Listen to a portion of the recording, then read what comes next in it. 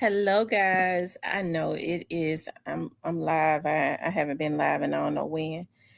I ain't gonna be able to stay on long, y'all. I'm getting ready to count to you all how many labs I gotta do. And I had some more labs that I was supposed to turn in. She did open it back up for me. Get off of this. Shoot. She did open it back up for me. I'm getting ready to count how many labs I got, y'all. If I can get back to them. All those shoes that I had ordered. Hold on, y'all. This puppy getting on my nerve. Let me click out of here. Let's see the amount of labs. Did I click out of the labs? I hope I didn't. I hope I didn't click out of my labs. Oh, here it is. I got 1, 2, 3, 4, 5, 6, 7, 8, 9, 10, 11, 12, 13, 14, 15, 16, 17, 18, 19, 20, 21, 22, 23, 24, 25, 26, 27, 28, 29, 30, 31, 32. It don't make no damn sense. I got 32 labs to do by tomorrow. And I sat here and did like 5. It take about an hour and a half to do 5. Like they got it set up now as if you are virtually in the real lab in biology. Like you click on it, pour this, mix this together. Shut the hell up. My nerves bad. I didn't know I had 32 labs left. Oh, that just did something to my nerve. And it's I'll do some, y'all go on. Why would that lady give me why would she give us all those labs? School just started June 1st. What's up, y'all? I don't even know how to take that. Oh, I shouldn't have counted. I should have just kept doing them and not counting. Now I know I'm not gonna be able to grill today. I'm just gonna order me some pho,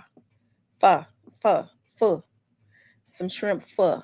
Y'all know that's the Vietnamese stuff, and it tastes good. Move, go on, go. I ain't gonna even be able to take my braids down. I'm gonna have to get my cousin over here and pay her $25 to take my braids down. Anyways, y'all, what is going on? Y'all, I'm not gonna be on long. Y'all know I have not been on live now for maybe almost a month. I was saying faux before. I was like faux, and they said I wasn't saying it right. They says pho, a foo. I was saying faux. It's good though. I'm gonna order me some and go get it. And see if my cousin will come over here and cut my braids out. If not, I guess I'm just gonna be looking like Aquanisha. Anyways, y'all, what's been going on online? I have been uploading, and I be trying to peek my head in. Hey, John Brown. Hey, Owens. Positive Vibes, Tyranny, Diane.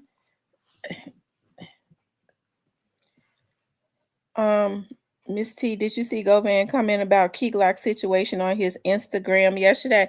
Now, what did he say? He posted something again yesterday. I'm about sick of Govan, old ass, messing with these damn kids.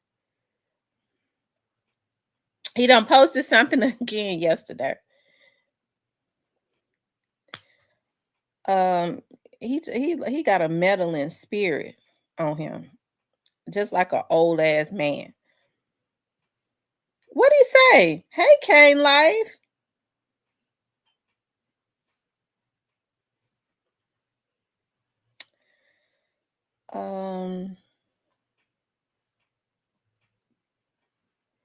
What did he say yesterday?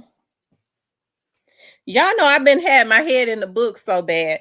Now, the only reason why I knew he said something the first time because somebody had sent it to me, and it was like, I think Govan threatened you. Cause I'm the only person that be talking about Key Glock. So I guess he was called himself threatening me. Well, I ain't the only person talk about him because a lot of people talk about him, but I'm just saying I be talking about him a lot.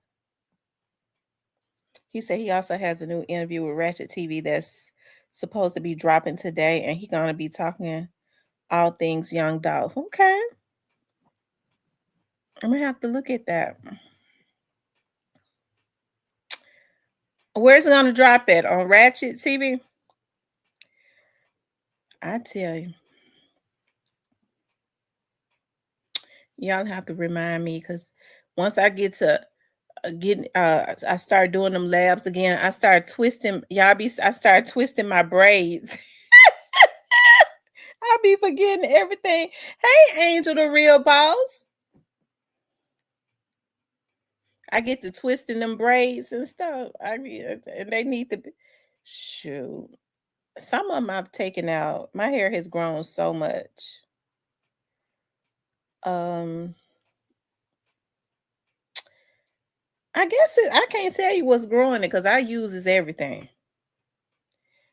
Because the last time the braids, y'all remember I told y'all I wasn't gonna get the braids no more because they had thin my edges out because my hair is very thick. So my edges have grown back because I don't let them I told them don't braid my edges no more. Okay. Angel getting ready for work. Y'all, we're Angel get on the praying line every morning. Every morning. She be on the praying line and we're writing the vision down and making it plain. Although it may tarry, it is definitely going to come. We've been believing the manifestations of God. Yep, Stephen. Oh my God. We believe in the manifestations of God and all of that. And so, yeah, I'm gonna have a doctor on my show um this coming week. And I'm gonna tell y'all something. He got some stuff to say. He got a lot of stuff to say. And he is not a black doctor. He's a gynecologist and an oncologist, meaning he give like he specializes in he does the pap smears and female doctor, and he oncologist is male doctor, cancer and all of that. And I had a long conversation with him yesterday, like he called me. I had like a 2-hour conversation with him, and I was just so intrigued by what he was saying. He was supposed to have been on here, and then something happened. And um you all, like, I remember I told y'all, I said, listen, I've done a lot of research, and I'm so glad that he is a good doctor. He's a female doctor and a male doctor. And because men don't like to go get checkups, but ladies, start making your men go and get their checkups. Men don't go get checkups until they can't get up. Okay, even then they don't be wanting to go to the doctor. My granddaddy, that's what happened to him. My granddaddy never missed a day off of work, and he got up and went to work every day. Never didn't want to go to no doctors. My grandmother knew something was wrong. We all knew something was wrong when he didn't go to work that morning. He laid across the bed. He couldn't get up, and he still didn't want to go to the doctor. Okay, he still didn't want to go to the doctor. Well, his cancer, his colon cancer, was in stage 4. Okay, and then even back then, like, he got an old jacked up doctor. I don't recommend nobody go to Dr. Candy Car. Okay. That was that didn't know, just didn't do right, did him dirty. Um Stop going to these doctors where your grandfather in, because like he was going to a doctor down in Mississippi where my grandmother and them went to when they were kids. Shit. and his son was grandfathered in. He started going, as a matter of fact, for a year, and they were saying wasn't nothing wrong with him. They didn't even find no cancer in his blood, because they could tell when something's wrong with your blood.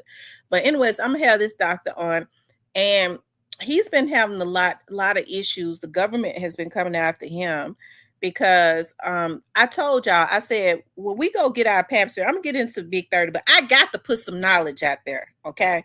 Y'all listen to me. Okay. So I started doing research. I was like, dog, we go get pap smears and stuff.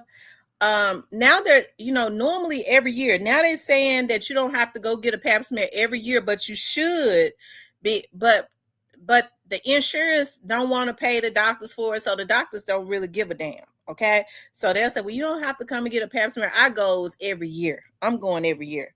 Okay. And so a lot of women think when they go to get their pap smears that the doctor is checking for everything. Okay. Come to find out. Okay. Come to find out, when you go get your pap smear, they only checking for cervical cancer. So I was like, dog, you don't really hear about a lot of, they don't really talk a lot about ovarian cancer, right? As soon as I got on here, they started messing with my numbers. That's how you know it's somebody that's sick. Ovarian cancer. Well, I learned that when they have to order tests to check you for ovarian cancer, and the tests are expensive, right? So they'll say, well, I asked my gynecologist one day. I said, "Do you check me for ovarian cancer?" Oh, and your blood seems good. There's no need for that. I said, "So when my pap smears come back normal, you don't it don't tell you anything about my well, your ovaries look like they're okay." So that's why when women find out that they have ovarian cancer, they're already in stage 3 or 4. They don't even check for that. You have to ask them. Colon cancer is one of those cancers that if you find, it takes 9 years, unless it's aggressive, for it to develop into cancer. So if you go to the doctor and you go get colonoscopies and all of that, hey, you can reverse that. If all you got to do is go to the doctor. A lot of men I don't want nothing stuck up my butt. They'll put you out and go to sleep. The devil almost made me say something. Y'all, the devil wanted to get me to say something, but I said I was gonna go easy on these men, because y'all know I be talking crazy. I talks crazy to them. The devil, not the good men though, not y'all that be in the chat, not y'all that be in the chat. I talk crazy to the bad men. Okay, because I was getting ready to say, because a lot of them ain't got to be put to sleep, because when they whatever they stick up them, they ain't gonna feel it, because they been having something stuck up their ass. Okay, and it ain't it. Satan, I rebuke you in the name of Jesus. We ain't gonna, okay. John Brown says, also, because we be doing good on the praying line. I'm gonna leave the men alone, because they always talking about I mess with them. I be talking crazy to them, but I don't be, not y'all though. How come I can't see the comments in the chat? Somebody type something. I can't see the comments in the chat. Oh, okay. It's just something going on at the bottom.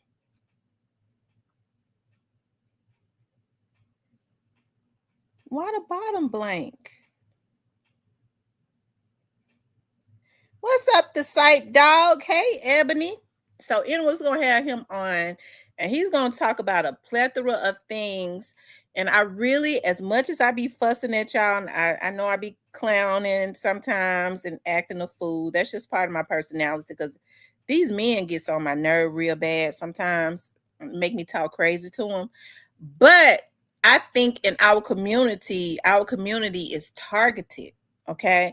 And I want for Black men to make it a habit of making sure that they go and get themselves, if ladies, start making your men go to the doctor. If you can't tell them nothing, you don't need to be with them. A lot of these women don't say nothing to their men because they're scared of them. I ain't gonna be with a man that I got to be scared of, and I can't talk crazy to. I don't even want him. Okay. You have a lot. You gonna say no, I'm just gonna be quiet. When you have to be quiet, that means that ain't the man for you. Cause I mean, I ain't gonna be with a man I'm scared of. Make him a doctor's appointment and make his ass go.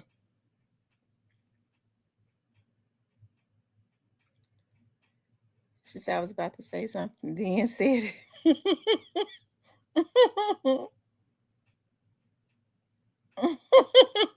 Cypress be trying to egg me on to go. I be trying to control myself. I think I've been doing good. I ain't really been going in on nobody. Like I've had a spirit of peace that surpasses all understanding. God no, I ain't been going in. I ain't been talking crazy or going in on nobody. I've been holding my peace. Nothing has really been bothering me other than this work. Y'all see, I got 32 labs that's got to be turned in tomorrow. Summer school just started June 1st. Why would that lady do that?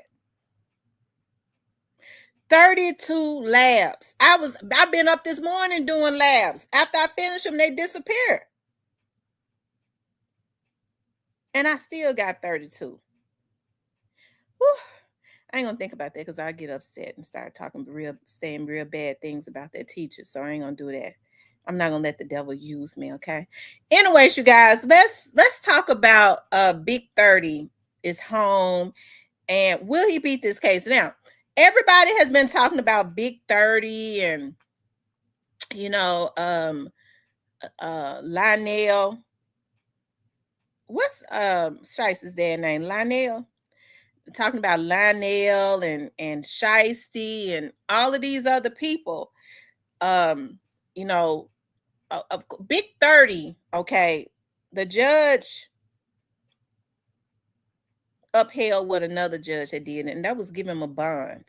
I mean, I don't I don't think that BIG30 would be a flight risk. I think the feds wanted to put the hammer down on them to make them as uncomfortable as they could make them so that they can start squeezing the juice out of them, okay?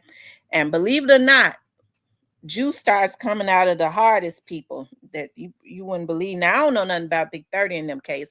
Don't take it that I'm talking about them because I don't know anything about that case because I have not really looked into it. Okay. So I don't really know anything about it. But I'm just saying, like, I've seen like the hardest person, okay, juice start coming out of them when the pressure they start putting that pressure and stuff on them. I'm gonna tell y'all something. I was sitting in a and this is the God, my right hand to the Lord. I don't work for the state prosecutor's office, okay? The state prosecutor's office, and shout out to Steve Mulroy. I ain't trying to say nothing bad, but I'm getting ready to tell y'all what y'all dealing with. I went into a meeting. Okay, one of the attorneys was like, want to go over here with me because I was an investigator. It was like I guess a dual case. And somehow I got transferred over to the federal. I was like, I'm gonna go over here because he had given me some assignments to do on the case. And he was like, I want to sit in here, go in here in the meeting with me while I go talk to this state prosecutor. I said, okay. So I walked up in there. And I had already, it's something because when I get out and talk to people, I like to talk to everybody. Okay. I like to talk to everybody. And so the attorney was talking to the state prosecutor. Hear my right hand to the Lord. Because I was listening to the state prosecutor say she just graduated from law school in 2023. So she don't know shit. But she flat out lied. These folks lies. I'm telling you, y'all, they lie. Now, when these Negroes do something they shouldn't do or they commit these crimes, I feel like they should be in jail. But I don't think that people should be in jail for crimes that they did not commit. I am adamant about that. I don't care how I can't stand them. I'll talk crazy to but if they didn't do it, that lady flat foot sat there and lied. I said these boys got their hands full. Okay.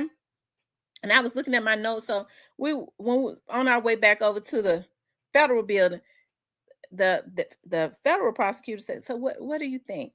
I said, she sat there and lied. I had read more about the case and I had been out there. She lied. Okay. She lied. And so, anyways, I don't even want to talk about that because mm, mm, mm.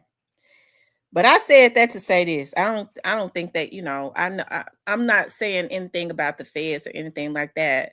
Cause normally the feds don't really do a lot of embellishing. They don't. They don't necessarily do a whole lot of embellishing. Um, but as it relates to 30 and Lionel, I mean, as far as 30 being, he just out on bond. I still think he got to go to trial. I still think he's going to have to go to trial. His charges are serious. He's just not a flight risk. He has not been to jail a whole lot, and he ain't really been to jail. Period. There is no proof of him escaping. Evidently, they couldn't use. Okay, evidently that bank account ain't that long. As a matter of fact, that bank account ain't long. Period. Because if he had had a whole lot of money, they could have argued that he could take a flight anywhere. Trust me, they freeze those accounts. He ain't got nothing. He ain't got none. Okay, so he's not a risk. He's not. Now he might be. He probably will be uncomfortable. If y'all knows, I haven't really said a whole lot about that case because I never really thought that. I kind of felt like Gucci might try to backpedal a little bit. I just my confidence was always in the other people, and who knows what they're doing. Have they backpedaled a little bit? um then you have to look at now, because the feds do play pretty dirty when they know that a crime has been committed and for whatever reasons you're backpedaling. So now you have to look at, okay, were they paid off? You're dealing with people that might have a little bit of money, or they're around people that may have a little bit of money. That they pay them off to kind of backpedal a little bit. So then they start becoming vicious with the intended victims, the once victims. Okay, you were supposed to be a victim, and now you want to backpedal. So bitch, we're gonna make you a victim. So we're gonna put you in the place of the people that we supposed to be prosecuting, since you backpedaling, something has gone on, and then it'll be on. Then their stories kind of change to the original stories again. Okay, so I don't know. He had on $100,000 bond. I'm sure that's like the typical bond for that. Normally, um, people get bonds sometimes when they wait on federal cases. Not a whole lot. It's not a whole lot, so it does, but it don't mean nothing. You know what I'm talking about? You can't weigh. Well, it ain't that serious. No, I mean they got the charges. They got the charges. The charges have not been dropped. Now, when the charges are dropped, then I'll say that they're home free. But as long as they still got those same charges, and the government is going to make them fight for their life, they're putting their lives in the hands of some unknown people. Okay, and like I said, you go down there to Texas, out of all places. I don't know what they could have been thinking, to go and commit those types of crimes in Texas. So, you know, um, I do believe that a Memphis, because after it happened, when they arrested 30, he was in Memphis. So, but the trial is going to be down there in Texas. So, he was at the airport. Y'all know I showed that yesterday. He was at the airport coming home and stuff like that. And um, I hope that 30 is not stupid. I always like 30 for some reason. I remember when my homie had bond for the Fed trafficking case and did 7 and did 7. I'm telling you, like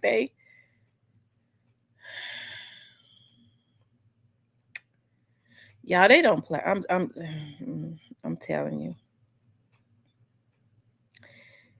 They're a lot different, and I think that the federal prosecutors now are being overloaded because a lot of laws are being changed that was once state, to make sure that these offenders get quite a bit of time now, they're making up some of these laws federal, okay, and kind of overloading the federal prosecutors, okay. Um, yeah, but Steve, let me get back to Steve Mo. Y'all know I have a lot of shit going through my head. Steve got a lot of young prosecutors over there in that office that he's hiring, and I guess they were his students that made high grades or whatever. They ain't got no business really being no prosecutors because they fucking folks over. They messing them over. Um, and so what happens is, I think what they want to they tell those lies so that they can start bargaining. Okay, I think they like to work on plea bargains, which is a good and bad. Okay, um, no, just bad because a person that commit certain crimes, I don't really even think they should be able to plea bargain. Okay, but then you put a person who is actually innocent, you make them plea because they're afraid that they're going to go to they don't want to take no chances. The state has certain thing, and they've lied. They've lied, because like I said, them young prosecutors now, they want to um yeah, they do. um I had a case from a few years ago, a family, before I started working a job again. When I was out doing private investigative work, I was hired. And what ended up happening was, they hired me because a young lady had said that this young boy, he wasn't young, he was like 19, had forced himself upon her. Okay. So they kind of hired me, and I was like, well, I'm gonna, go talk to the victim, see if I could talk to the victim, and just see. A lot of times they don't be wanting to talk to anybody that's hired for the defendant. But I was like, well, let me see. I called, talked to the girl dad, and he was like, yeah, yeah, come on, come on. Real friendly. I was like, well, I was hired by the defendant, you know, working for the defendant. Come on over to so I went over there. I'll never forget. It was like a Saturday. I went over there and I sat there and talked to the young lady, and she was just as friendly. And I got to talking, and they got to talking about barbecue and shit like that. And then I started asking her a few little questions, and she flat out said, I lied. And I'm gonna tell you something. I said, I asked her dad, do you mind if I record her? No. He said, you lied. He said, you know what? Some told me this girl was lying because she always lie. But as a daddy, when she told me he raped her, I he says, I did what I felt like I was supposed to do. I said, yeah, you did. Any parent would have did it. And she sat there. I said, now, did I coerce you into saying this? No, ma'am. And then she started talking about why she did. So then once I got it back to the young man's attorney, yeah, once I got it back to the young man's attorney, he said, you kidding me. I, I said, I told you, like, that's why I don't go in. When I get hired, I don't get hired through no. When I was working doing private investigative work, I didn't really, not unless it was death penalty cases, I didn't allow attorneys to hire me. I'd work directly for the families because don't no attorney tell me what to do. And so, because if I had been hired by the attorney, he would have said, well, and don't, it might not be a good thing to go talk to the victim. But she did. And the prosecutors then put that child through hell. Put him through hell.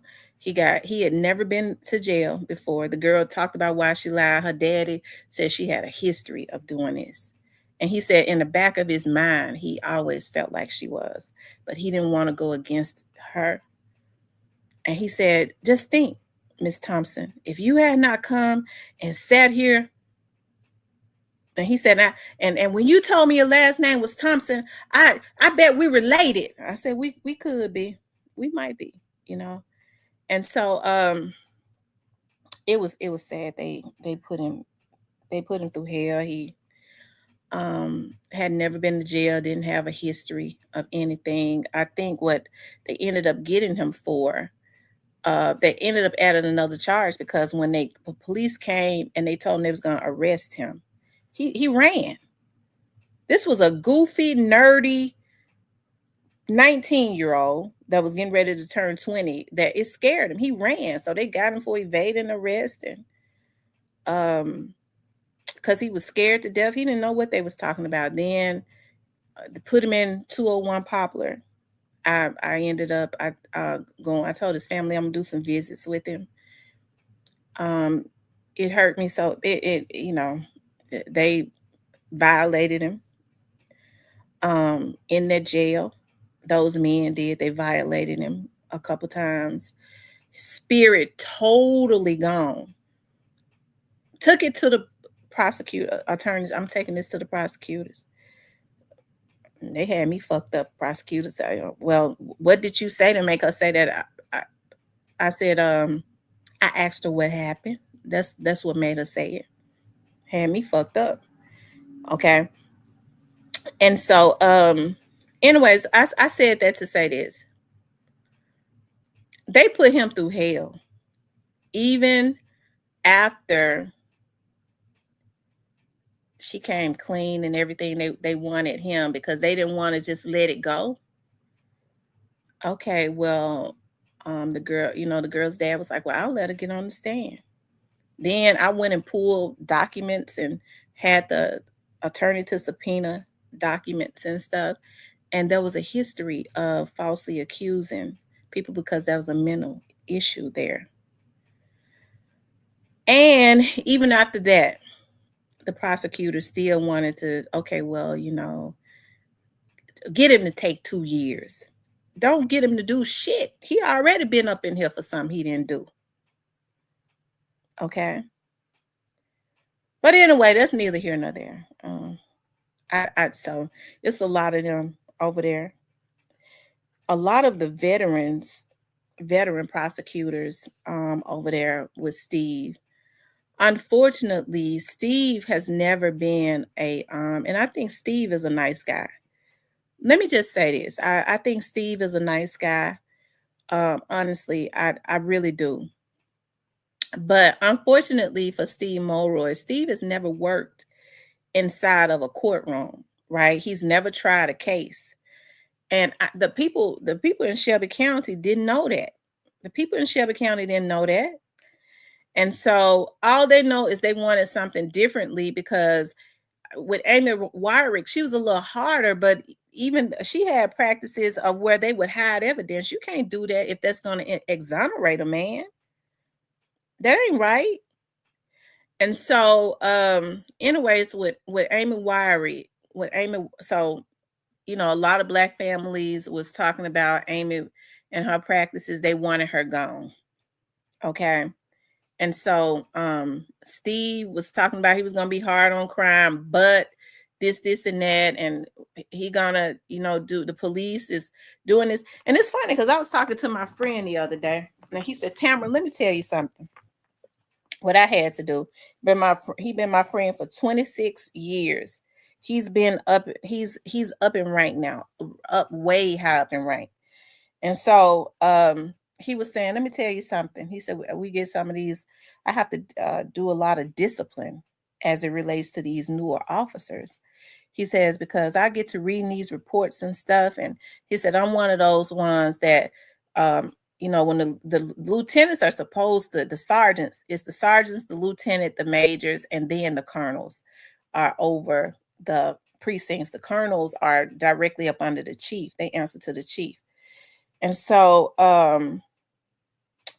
she said, he said, I have to discipline these officers. He said, because I'm gonna tell you something, I'm one of those colonels that go and I'll read these reports and I'll look at stuff and if it don't add up, I go and I'll start questioning the officers. He said, then I get in the lieutenant's ass because they just sign off on anything now. And he said these officers will lie if you make them mad enough, they'll lie. They will rig up a report. And I'm gonna tell you something. When I went through the academy. I was a PST for 2 years. I spent maybe almost a year on the street, but then they put me in Crime Stoppers, right? And then they put me in Crime Stoppers, but when I was out on the street, I was working. I was when I became a PST. I had 2 kids. My kids were young, but I was like in my mid-20s, mid to late 20s. So you had a lot of 18-year-old, unfortunately, white kids who didn't have any diversity. Okay, a lot of them came from racist homes and things of that nature. So they had not really been around black people like that, right? And so we pull up on scenes now. I'm gonna say this. I never gave a person as it relates to an accident, a charge that they weren't supposed to have, because I always try to help people. I always tried to help people, but when they was out there showing out, I gave them everything that they were supposed to have. Make them throw it out when they get to court. F you. You want to show out on my scene? I'm trying to help your ass. You ain't got no license. I'm getting ready to call the police so that they could take you to jail, because you go to jail, you don't have a license. Where I don't even have to call them; it's at my discretion. You don't have any insurance. I could let you either call the insurance company. Sometimes I was so nice. I would say, listen, hey, you can call right now with me listening to you, and get some insurance on your car right now so I can write it down. Okay. If they had the money or whatever, they had a credit card, they would do that. It ain't even got to charge. You ain't even got to go to court. If you were at fault, you're gonna be at fault for this accident. Y'all exchange information or whatever. The trunk, your car messed up. I'm supposed to tow it. I'm supposed to call the tow truck. If the hood was messed up, the trunk was messed up and wouldn't go down, we're supposed to tow it. A lot of times people didn't have money, so I especially if I was around, my heart and stuff be soft for the people that's in South Memphis, okay? But anywhere, really. So I'm trying to give you a chance, but I'm never gonna accuse somebody, hold somebody at fault. And I used to ride with a girl that tried to do that. Okay, she knew a person, and I was like, it's obvious that this person right here was at fault. Mm, I know her. I'm gonna give him the ticket. I said, no, you're not. I'm the senior PST. You're not giving him the ticket. You're giving the ticket. You're gonna hold the person who's at fault, bitch. You're not going to give him a ticket just because you don't want to give it to the person that you know and hold him at fault. That don't even look right. It's obvious of who is at fault. The person that's going straight got the right of way. What are you talking about? Okay. But he was saying I have to discipline my officers quite a bit because they lie when they get mad. Folks show out sometimes. You have people show out sometimes. Everything that applies, we're checking off everything. Okay, you get more bees with honey.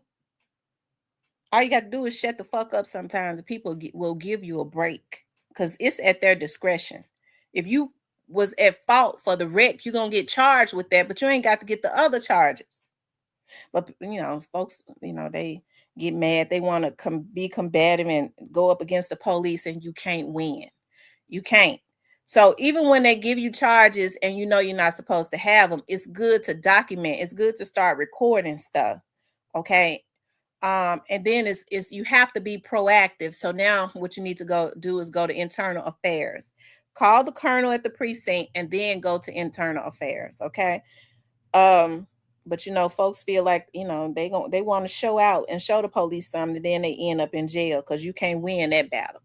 Okay, you just stupid. That's it. But anyways, I said all that to say this. That people he said the officers lie a lot, and so he had to, because I mean they'll say anything if some of them, if they are mad, okay? Those are the small percentage of officers that are not, may not be good, because y'all know we need the police department, right? We need good police officers, and we need them to be able to do their job to keep the community safe. I'm still pro police all day, okay? Because these cuckabug kids is something else out here. We cannot have a lawless society, right? But anyways, Steve got a lot of prosecutors there that are young, and they don't really know what they're doing. Okay, a lot of the veterans have left. They quit because of the practices of Steve. Because you're talking about prosecutors that have been there for a long time, that's been in the courtrooms, that's been there 20, 25 years. Steve, you ain't never been in the courtroom. You just happen to be elected. You always been a law teacher. How you gonna come in here doing that, right? And then you run off your veterans that actually know the law. Okay, and so what the result of that is, you get inexperienced people that either lie to try to get innocent people to take plea deals, right? That's messed up. Or guilty people who can afford good attorneys, they ain't experienced to go up against that. Okay, they get off. So, you know.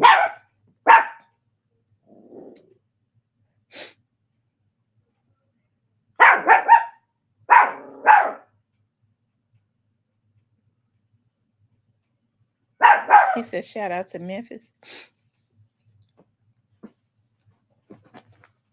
Yeah, shout out to Memphis. Like I said, you have a lot of charges now that used to be state charges, that they are quietly changing it and making it a felony, a federal charge. You can't win against the Memphis federal prosecutors. You just can't.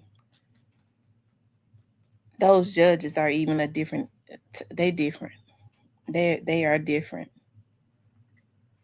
Okay. Anyways, y'all. So I said that to say this. We're talking about Big 30 shit. We can get into everything else. Just because Big 30 is out on bond, it means nothing. It means nothing. It means that he qualified according to the law to be out on bond. It ain't because of your Gotti. It ain't because of head. It ain't got a damn thing to do with none of that. It's the law is on the book, and he never tried to flee nowhere before. They looked at his bank account. He ain't got no money to go hide nowhere. So he is not a flight risk. But I mean, I think what the federal government, they just do their job. They just doing their job. They want to make him as uncomfortable as they could. And that's what they did. Okay. So is he gonna be stupid? Because like I said, I've always liked Big 30. And I'm gonna tell you why. I can remember when Big 30 was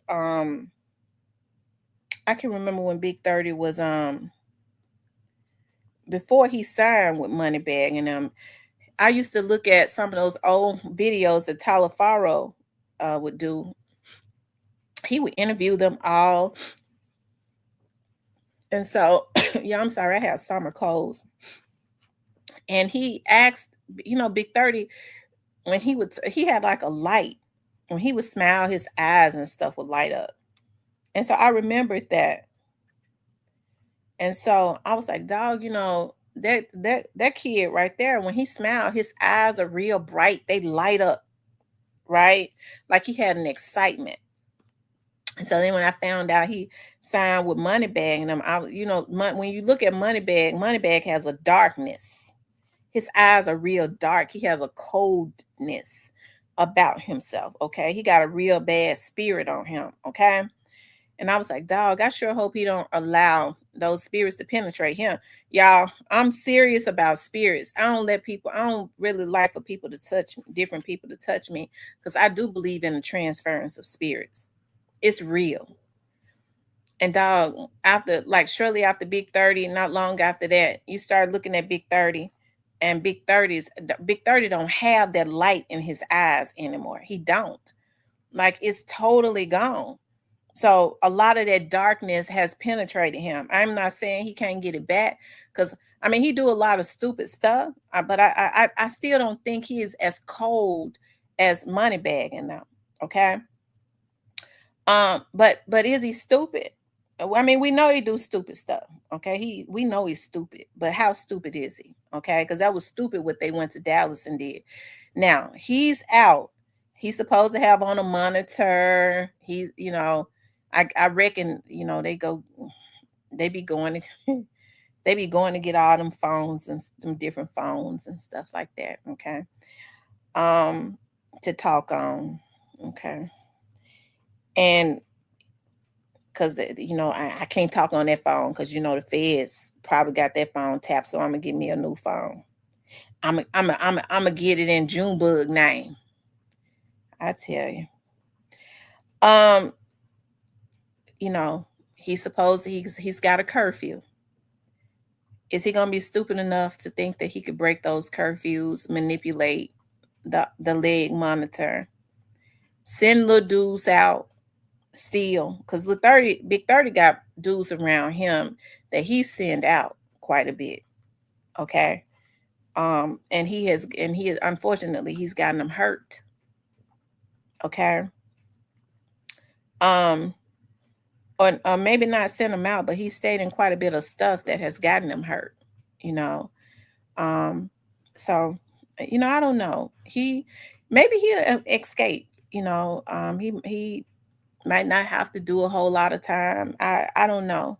I haven't really looked into his case. I haven't really cared to look into it a whole lot. Um, I think with the young Dolph situation, I think that one right there. I think I got so involved, and it was really by mistake. I got real involved in young Dolph case because when I got on here, I didn't get online to vlog about young Dolph case. I got online to start talking about my missing persons and cold cases, and that was around the time that happened. And when I started hearing other vloggers, just being naive, I didn't know how stupid they was on here. Um, say certain things. I'm like, oh my God, they got to be saying that because they're not from Memphis. So I'll get on here and just start telling the truth, because everybody in Memphis basically had already known what happened to Dolph. It was not a mystery or anything like that. Everybody in Memphis had already said it came from Yo Gotti and them. They said that. So I was like, well, maybe just the people outside of Memphis, they didn't know that. Okay. But then we found out they didn't care because you create narratives to make it interesting. That's how they make their money. Okay. So that's what was going on there. But then after I started talking about the young Dolph case, I think it became more of a passion because of him being a philanthropist. And I can remember, like, when I first asked an officer that I know about what I said, why did that happen? I said, why did that happen? And I'll never forget what he said to me. He said, Tam, they killed him because of jealousy. I had not even realized, I had not even started vlogging on that case like that. He said, Tam, they killed him for nothing. They killed him because of jealousy. I said, oh, okay. And so then I asked him, I went back to him. I said, I have not accused the cookie shop. He said, good. He said, good. Don't accuse them. Good. So I knew at that point that they were not involved. And so then he immediately, he said, do you know Trula Mafia? I said, no. I'd never heard of that little gang. He said, oh, okay, because my officers had dealt with her. He brought up the two brothers. And I didn't hear about them anymore until, people started talking about Dolph Case. And I said, I think those are the two young men that he was telling me about, that he had, that there had been some situations. Um, and then he said, and then he brought up Zach Randolph. So, uh, you know, I, I said all that to say this. Police kind of already knew from the beginning where the issues stem from. I think the sensationalism of Young Dolph case came from the people that was involved in taking him out. Okay, the people that were involved, and I think I told you all the time. Now I be talking about Govan, but and I'm he because he get on my nerve, meddling. But I think I always told you all, even though I do believe that he was in and know that he was involved. You talk about Govan and Straight Drop, and I told you all this from the beginning. And Straight Drop and the Corneliuses, they were always the low hanging fruit. When Govan was charged with being the mastermind, I did not tell you all. I said he's not the mastermind, and he didn't pay for that hit. I've been saying it now for what 5 years. I told you all that. Um, he's stupid though. He's so stupid. Oh, oh, Lord, help me, somebody. Um, but I think the sensationalism of, I mean, just the philanthropist, Dolph being a philanthropist, and then starting to learn more about him. I was like, dog, I don't know why. I started to identify. I was like, dog, um, Dolph is a Leo. He's a July Leo. I'm an August Leo. And this might not mean anything to anybody else, but to me, I saw a lot of traits and a lot of characteristics that I have myself. Um, Methodical, quiet, a go-getter. A lot of people don't know how to take Leos, and folks was like, well, Dolph is arrogant. I think a lot of Leos come off as being arrogant because people be saying I'm arrogant, but I'm very tenderhearted, right? And it really used to hurt my feelings for people to say, oh, you got to air about yourself. Like, really? I'm the most down to earth person, the loyalist person you'll ever meet until you cross me. And I could understand that. And then I was like, wow, with people throwing daggers and Dolph back, I've always had people to try to stab me in my back. I've always had people to stab at me. And it was simply because I was always a go-getter. I go and I get it. Right.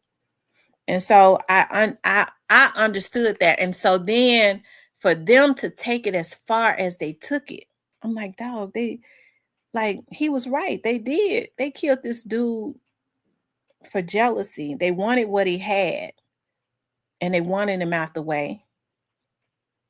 And the folks knew that from the very start, right? They knew it from the very start. So um I think with that case, and contrary to what one may believe, is still going on. I work at the federal damn prosecutor's office. So can't nobody tell me what I've heard or haven't heard or know or don't know. Kiss my ass. Okay. So you say it ain't going on, well, maybe it ain't in your head. Okay. But let me say what I say and go on. Cause you don't know what I know. Cause you're not in my head. Just like I'm not in yours. Right. Now, if people want to put what I can't understand is that, Juke, I hate that happened to Juke. I do. I hate it happened to him. But I think that the people that messed with Juke or supposedly messed with him the long way, I think they doing him dirty. If you ask me, I mean, they ain't got no type of loyalty to him because what they did, they're comfortable with taking all of the dirt and throwing it on top of his grave. Juke got children, okay? Juke got kids and stuff. I mean, he's supposed to have some type of legacy, right? And people are just comfortable because they want to protect Yo Gotti and some of the rest of them so bad that they're okay with dumping all the dirt on top of Juke's grave. Okay. But I just thank God that God ain't comfortable with that. Okay. I thank God that God is not just comfortable with Juke taking the whole blame. God ain't comfortable with it. And God got his people everywhere. Okay. Evidently, God ain't comfortable with it. Okay. It's evidence of God not being comfortable with Juke just taking the blame. Okay. What did Dame Dash say? And pause. And it ain't got nothing to do with me. It don't have anything to do with me. I think, as I always say, there's like a witchcrafty spirit around the Memphis area. It's like you gonna do what I say do. I ain't never in my life. My mama will say to this day, girl, I always got whoopings and stuff sometimes by my mama. Okay. My sister ain't never got no whooping, but I always talk back. Okay. I was always hard. I was a little hard headed. I was a good kid. I just talked back.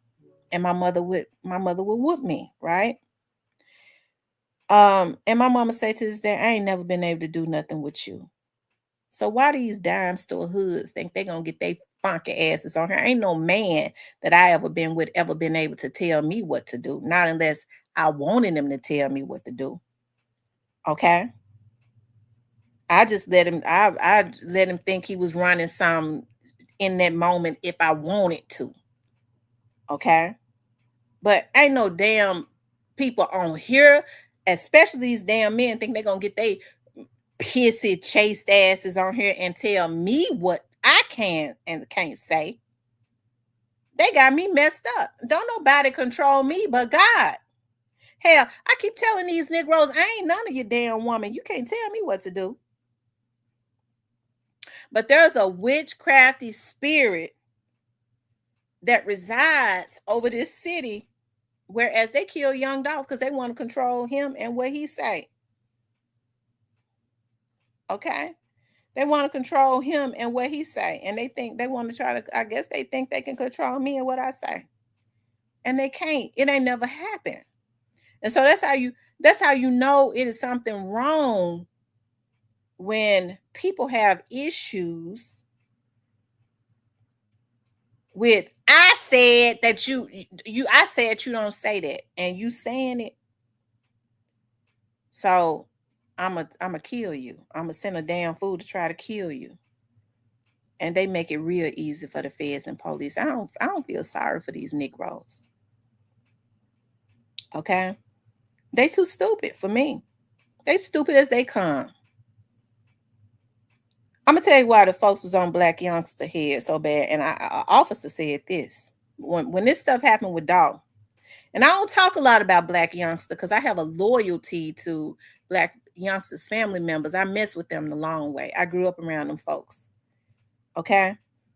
So I don't say when the folks don't make me feel guilty when they say you don't talk a lot about him. No, I don't. I don't know Black Youngster, but I did grow up around his mother because his mother's cousin is still my best friend to this day, Vanessa. Okay, his grandma, his aunties and stuff. I grew up around them folks, and so, but I'm gonna tell you why they was on top of Black Youngster head.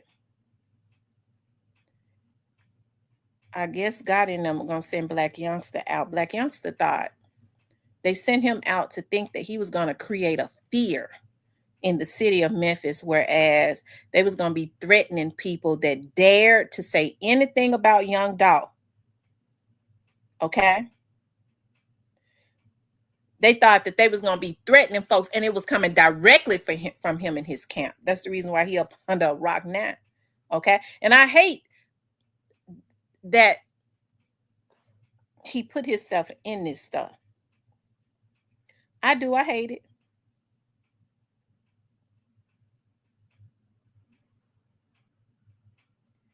I hate he did that because I listened to Black Youngster's mother say maybe a month or so after nobody told me. She said I was listening to it. I heard her say it. She said, "Dog, I wonder why folks saying Pig would have something to do with this. He Pig was he really admired what the brother was doing. Pig ain't had no reason. That was just rap stuff. They was just getting money. Pig ain't have. And why they saying that he Dolph ain't had nothing to do with what happened at this time. At this time, Tamani had not been killed. Dolph ain't had nothing to do with that. His own mama knew that.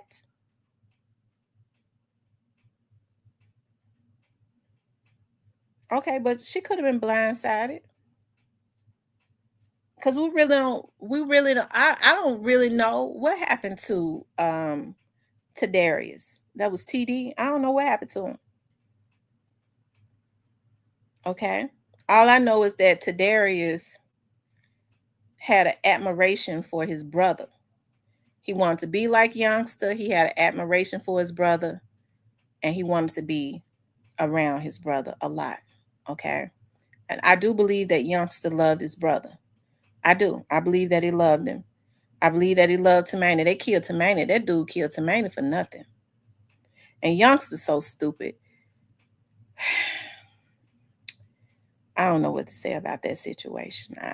You know, um, I, I don't know what to say. I don't know. I don't really, you know, so that's what I mean when I say, how stupid can you be?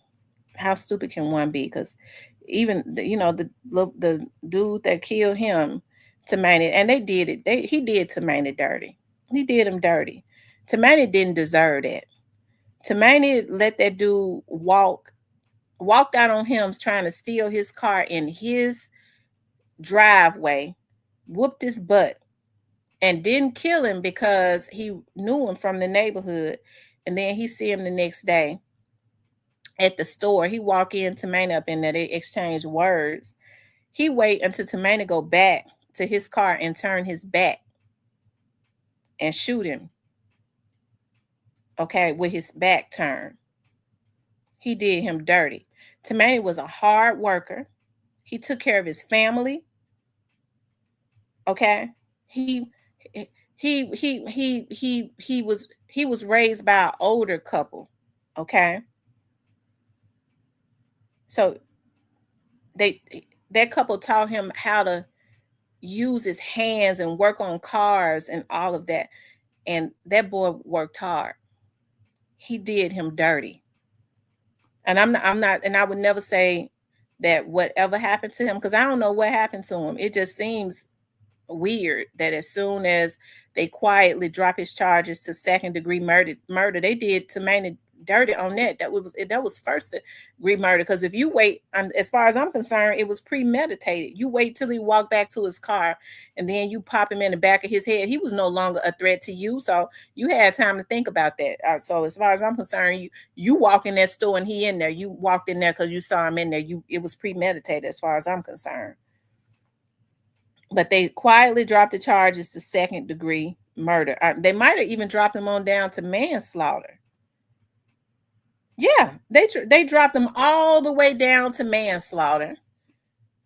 The dude get a bond because remember now he went into hiding for a month or so, and then like a day or two after he was out on bond, he walked outside of his door. As soon as he walked outside of his door, somebody fired him up and killed him.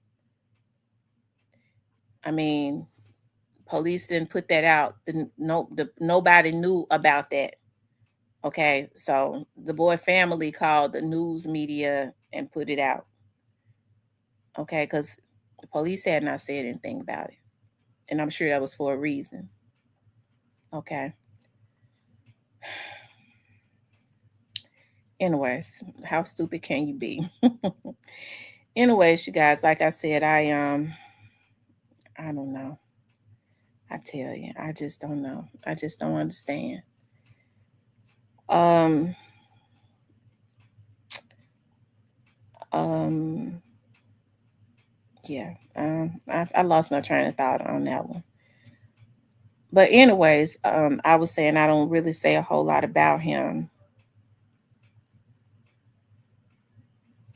But oh, I lost my train of thought. I was thinking about something else, but I was saying that, oh yeah, let me get back to that because I really just kind of ventured off. Um, Black youngster thought he was going to send a fear. Okay, Cypress, give me a minute. He thought he was going to send a fear throughout Memphis, and that made the police and the feds mad because y'all do know the feds been involved from day one. And Chief Davis said that, right? That they thought that they could be threatening people. They were sending folks to threaten folks. They tried to send a fear. If you talk about Dolph, you're gonna die. If you talk about Dolph, you're gonna die. And they hurry up and put the hammer down on their motherfucking heads. And they still got it down on them. And so I just don't understand how it is that they think that they can still send out a fear if you don't say what I want you to say.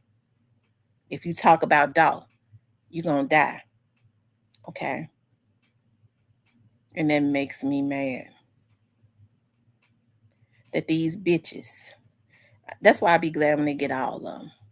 Okay. Because as long as somebody giving out a crumb, it's gonna always be a damn sprung ass fool that wanna fit in to think that they can do something and get away with it. Okay. Go man talk shit, but he ain't no damn fool. Okay. I believe he followed me home a long time ago because I ain't never seen nobody wear no tights up under no shorts, but I don't know if it was him. It probably was him, but I don't think he would do it no more. Okay. He ain't no damn fool. Although there are some damn fools out there. And the sad thing about it is people just don't get enough. I don't really understand how these folks think that they could win. Win, expect Ken laughed because I said I think Go Man. I do think it was him. Listen, somebody followed me home a long time ago, and my mind told me, "Look at me. I'm real paranoid." I was like, let me turn here. I mean, I was going. Every time he would turn, and then when I turned on the street, I speeded up. Anyways, the person was following me. I saw them get out of the car. I wrote the tag down. It's in because the girl they was in a girl car. Okay, worked for the Family Dollar, and he said Hitter was impersonating me. Yeah, Hitter always impersonating me. I'm telling you. And so, anyways, when the person got out, he got out the car. I guess he thought I was gonna get out, but I was watching him the whole time. I don't live there no more. He said if Go Man followed me home, I will move. I don't live in that. I don't live there anymore. I haven't lived there in a while. Um, yeah, but I do think it was him. And I'm gonna tell you when it hit me.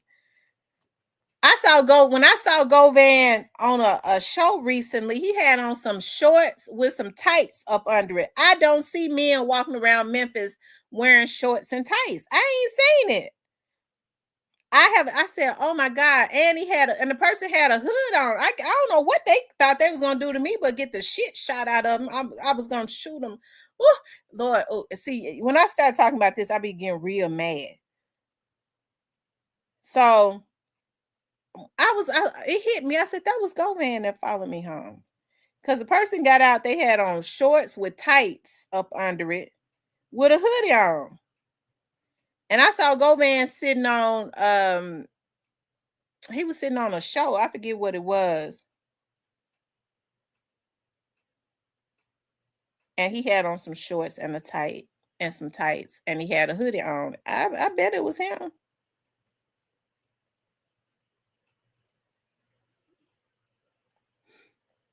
Where the truth at? The truth to tell me if it was him or not.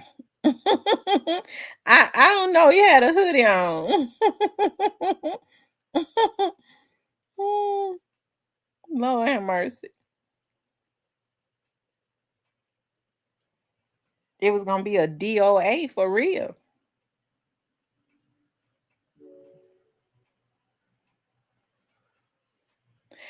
I wonder. He had that hoodie on top of his head. Oh, yeah. Oh, Lord have mercy. I just get to thinking about these men are sick. These women be letting men kidnap them. I'm not ladies, y'all need to start taking some classes. Because the rule of thumb is that you never let a person take you from one location to another. If they put a weapon on you and tell you to follow them, you don't do it. Okay. These women be acting the biggest fools that they can act with other women and with their men. You need to act the same. If they're gonna do something, make them do it to you with everybody standing out there looking. Okay. You ain't taking me nowhere. Whatever you're gonna do, you're gonna do it right here. You never let them take you to another location. So I don't know, but that person, whoever that was, and it probably was though, man. Whoever that person was, it was get ready to be a DOA. Okay. I always, I remember my friend, the one I tell y'all that worked for the police department, one of my best friends.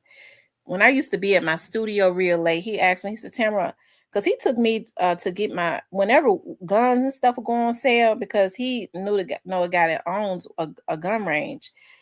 He was like, Tam, the guns are on sale. You wanna go? He would go with me so that I can get them cheap, get a discount. So he always went with me when I bought my guns and stuff. I got collections. I love them. I got a pink one, a green one, and I mean it ain't no 22 either. I just don't talk about it. I got a lot of different color weapons. Okay. I love the vibrancy of them. And I was one of the highest shooting girls at the range. So I have a lot of strength in my hand when I went through the academy. So I just don't get on here and talk about weapons because I just don't. But I remember he said to me, he said, Tam, when you leave that studio, do you have your gun? I said, I do. He said, no. When you walk up out that studio, you need to have that gun in your hand. I mean, that was years ago when I first got that studio because we would be leaving late. I would be leaving late with my kids. I was like, that's true. He was like, somebody walk up on you. They're not going to let you go in your purse and get no gun. And I thought about that. I was like, that's true. So the rule of thumb is I don't care when I'm coming home from work, wherever I'm coming from. When I open that door, that thing in my hand. Always, when I'm over at my studio, when I walk, I don't care if it's daylight. When I walk out, that thing in my hand. So I don't know whoever that dude was. I don't know what they thought they was gonna do. Somebody must have been praying for them because I had already knew he was following me.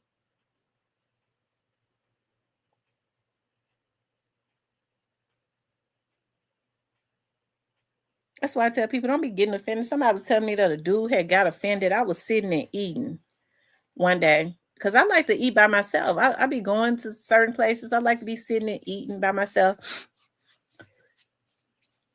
He walked up to me. He saw me when I walked in.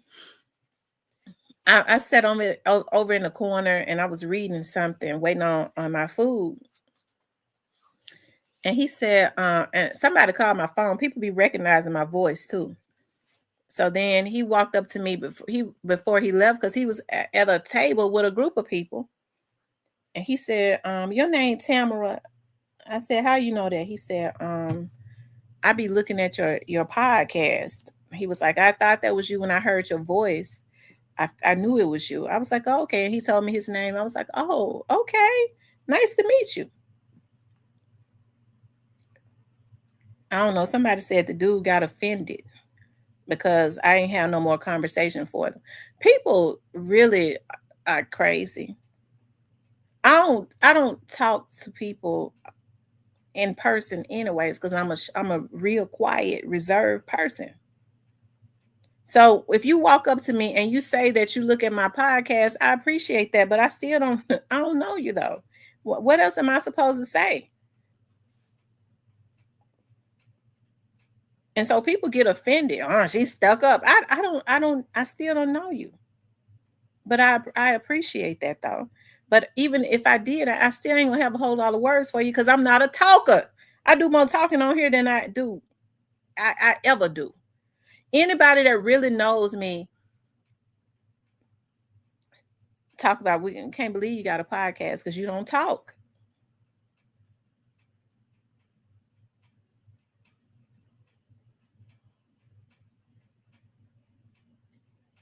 He said he want to know how Govan always getting the breaking news before the news. I don't know. He probably now that situation with Keylock. I was looking at OG Jacario, and somebody else had posted that. Somebody else had posted that. And the video, so he could. I mean, somebody might have shared it to him. Somebody might have sent it to him. Um, or I mean, who knows? Or he could have been involved in it.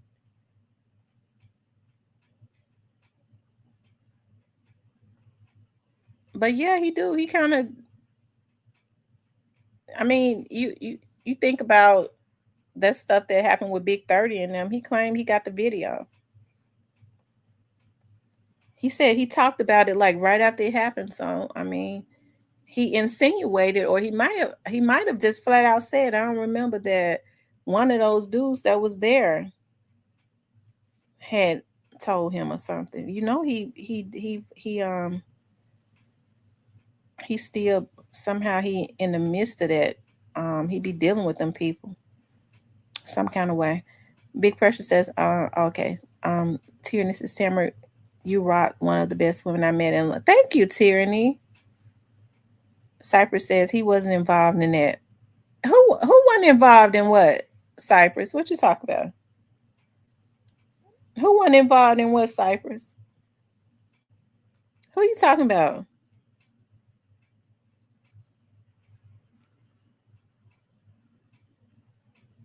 Who you talking about? Go Man? Oh, you talking about Go Man and Key Glock? He probably was involved in it. I don't put nothing past him.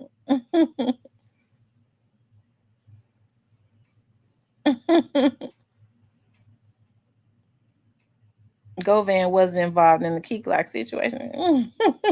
Well, why he put it out there if he wasn't involved in it then? And then he threatened me. Let me pull that video up. Y'all tell me if he was threatening me. Because I flipped because it made me so mad. Y'all tell me, I'm getting ready to pull it up. I don't know if he still got it up. I'm gonna go to the Facebook because he can't.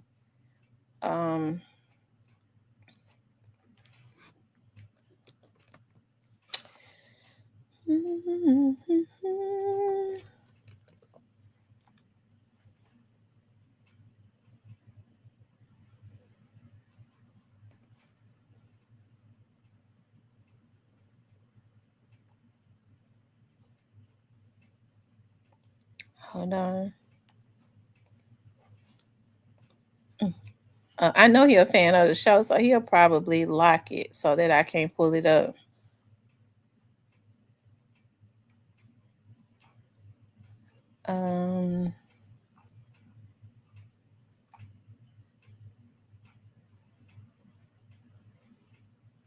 Oh, here it is right here, y'all. Hold on. I'm getting ready to pull it up. Yeah, make sure y'all hit the like button. I ain't even get on here to talk about Govan bald head. Let's see. So why ain't nobody talking about the shootout that happened at Key Lock album release party last night? Inquiring minds want to know. And y'all pay close attention because whatever Homer was saying in Key Glock era, that shit had to be top secret, some very important shit. I guess he took that down because then he say before like, um, y'all want to be in people business and gonna be in a casket or something. He didn't say. Hold on. You know, y'all like to be in everybody bid and want to be in everything but a casket. Oh, he said y'all like to be in everybody business and want to be in everything but a casket. Okay, but still, do y'all think he was talking about me? He says, big pressure, very dangerous. I'm in the house at 6:30.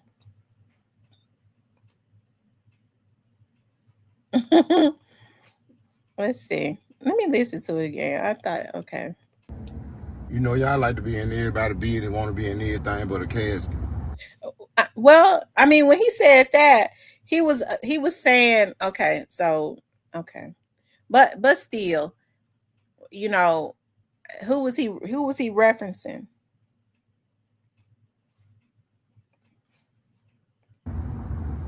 So why ain't nobody talking about the shootout that happened at Key Glock album release party last night? Inquiring minds want to know. And y'all pay close attention because whatever Homer was saying in Key Glock era, that shit had to be top secret, some very important shit. That shit had to be G14 classified. And before y'all say I'm lying, here go the footage.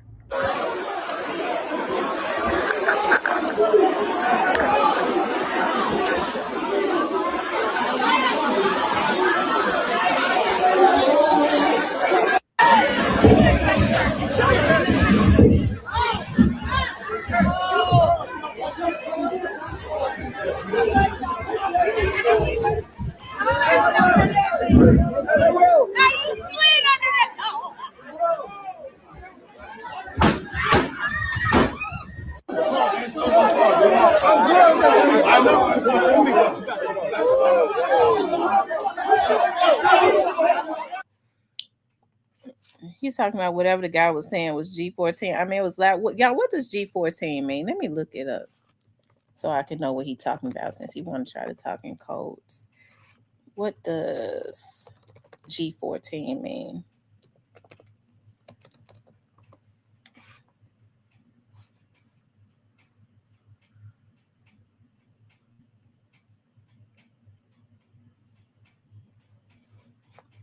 A highly popular premium 14-inch gaming and creator laptop. A running joke and fictional top secret classification level made up by Chris Tucker. Okay. Oh, shoot. G14 classified. Okay, G14 classified. They said it's made up. It's made up from Rush Hour.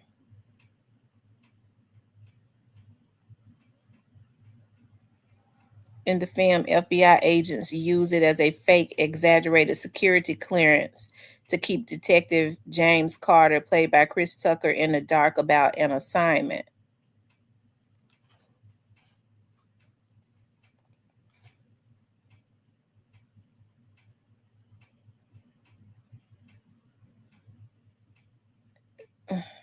Okay. I mean, I wonder what he trying to insinuate there, though.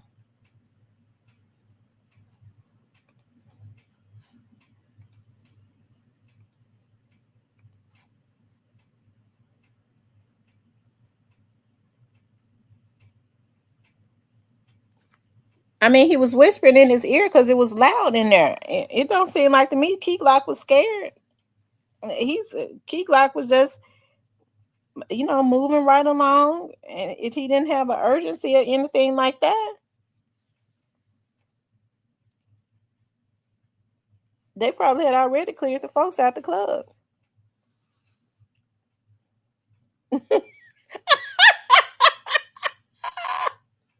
Lord have mercy. Lord Jesus. Oh, child. I tell you.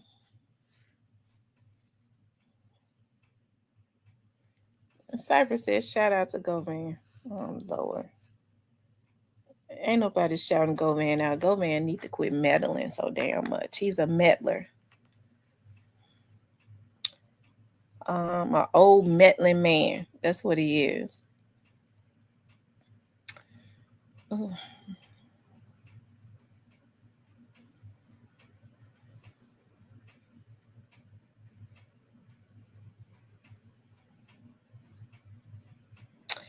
I don't like the way the man was walking down by Glock and talking in his ear, though. I do wonder what that was about.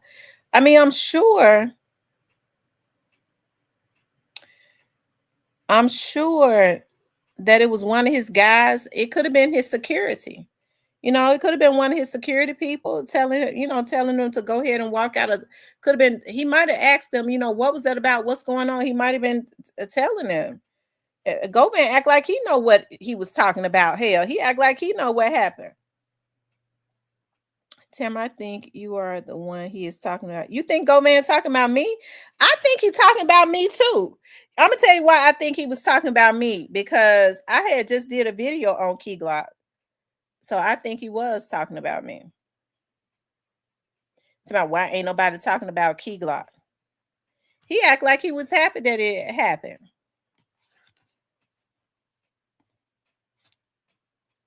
Hold on, I'm gonna get ready to pull it back up again. Okay, I'm getting ready. I'm pulling it back up again. So why ain't nobody talking about the shootout that happened at Key Glock Iron Release? I believe he talking directly to me when he say that. Cypress, why are you trying to take up for him? Party last night. Inquiring minds want to know, and y'all pay close attention, cause whatever Homer was saying in Key Glock era, that shit had to be top secret, some very important shit. That shit had to be G14 classified. And before y'all say I'm lying, here go the footage.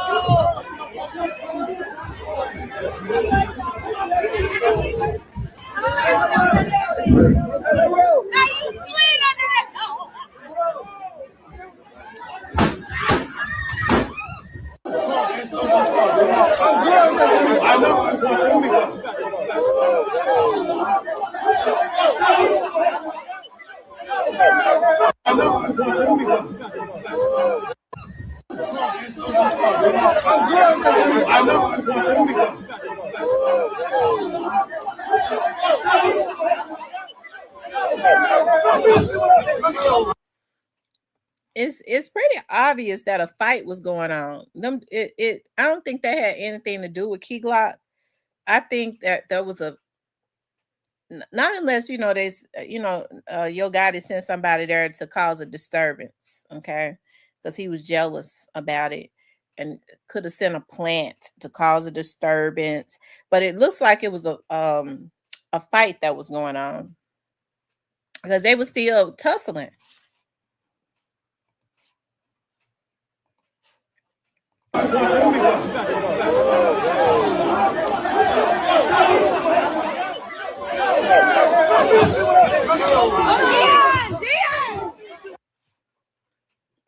Don't it look like it's a fight going on?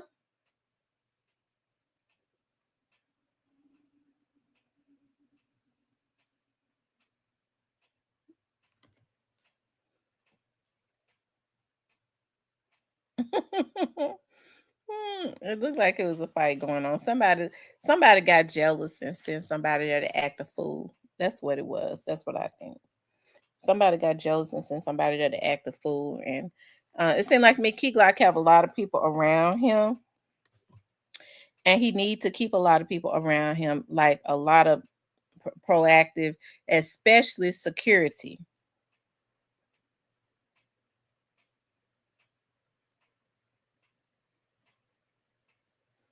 He said, sound like he said, man, F that money. We gotta go now. But the money for the girls though, right? I know they don't throw the money down and take it back.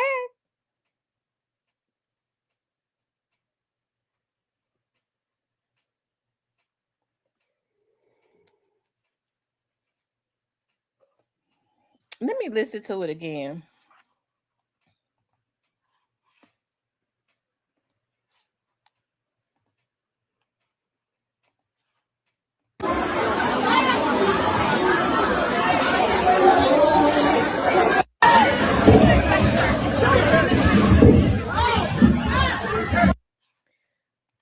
They up there fighting because you saw like the DJ got pushed out the way. I'm sure that Key Glock had people around him that got him out the way.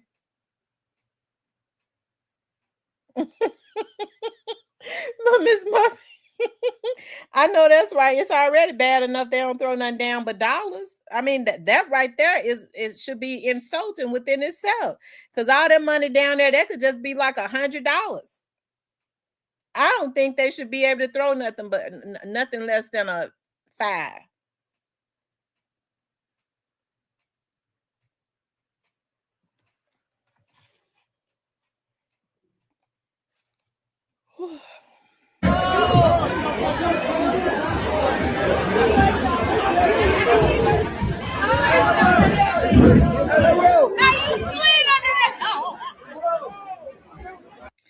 It couldn't have been that bad because you got a girl there that's recording and laughing.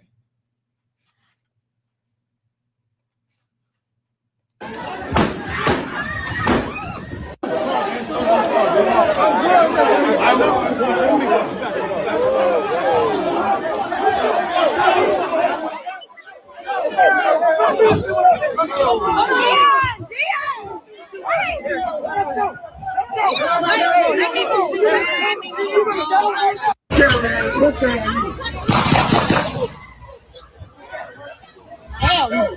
Hell no.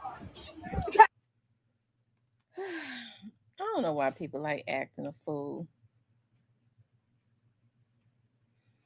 Oh, the back end.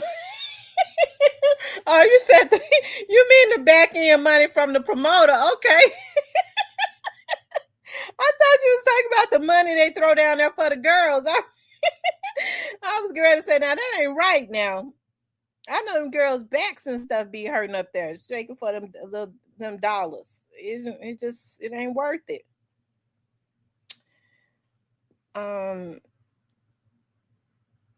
The back end money. I'm sure when they get there, they get the back end money before they ever even come out, right? When they get there to do the show, that's when they get the back end money, don't it?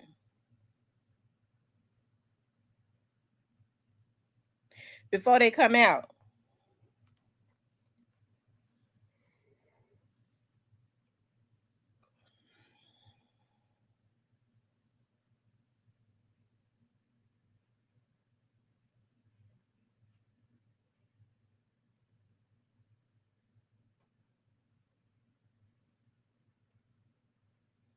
I tell you, Lord Jesus.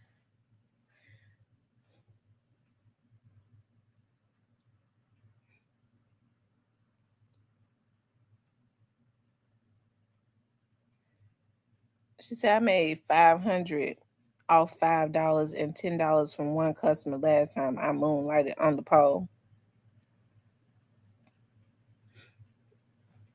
You made 500 off of $5 and $10 from one customer.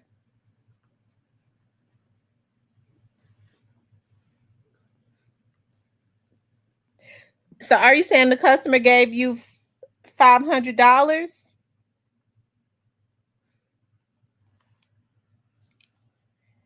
She said I made 500 off of $5 and $10 from one customer. So how much is it? So how much is it for a dance? So how much do the young ladies get paid to do a personal dance?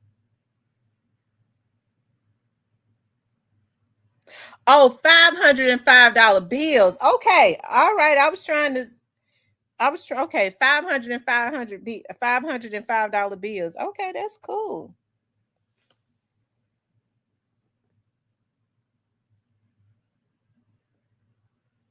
Okay, so 500 in tens and fives. Okay, y'all know y'all have to help me out a little bit sometimes. Okay, so 500 in fives and tens. Okay.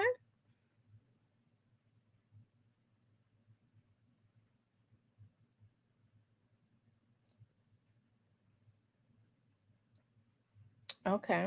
So how much do the young ladies charge for a personal dance? It depends on how many and if it's private party or event or not. So it couldn't isn't it dangerous for a young lady to go to a private party? You know, being that a lot of these men are can be predators. They don't understand no.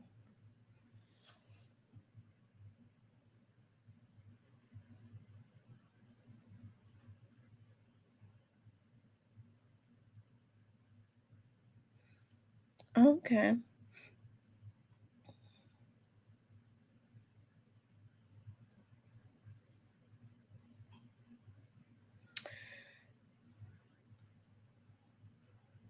Okay.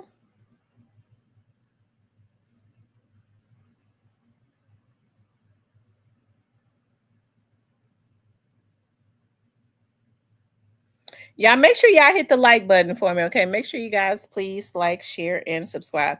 If you haven't subscribed to the channel, please do subscribe to the channel, okay? So if you haven't hit the like button, please hit the like button, okay? I haven't been live in a month, and y'all got on here.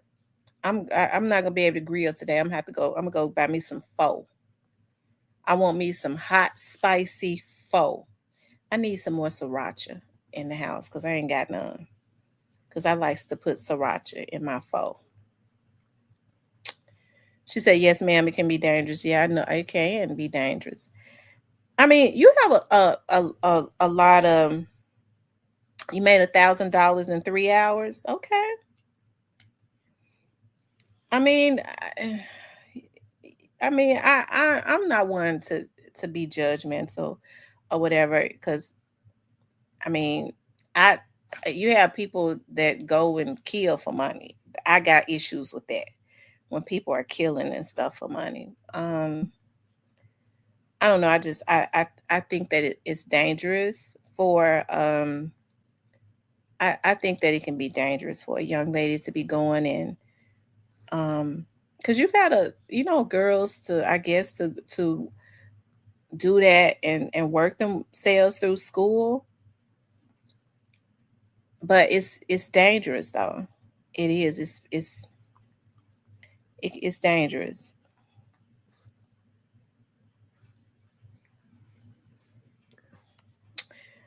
hmm Because I got the same, and men be getting mad at me. But I do understand like that there are like all men are not the same. All men are not the same. Everybody are totally different animals. But you have to understand, like I have this I don't know, this thing in my head, whereas I'm very I pay real close attention to men. Okay. I pay very close attention to them. And then it could be because you're talking about working in the criminal justice system since 2000. And so I've seen a lot of how women have been violated. Um, yeah, I just um and how nonchalant. I pay close attention to that. How nonchalant other men are about it. Okay. Um it's almost like, well, okay. Because I say stuff sometimes. I be wanting to get a shock value. I be wanting to see something. Um, it was this guy talking one day, and he was talking about raping a little girl. He was real I don't know, it was something about his act, his um response to it. It did something to my nerve.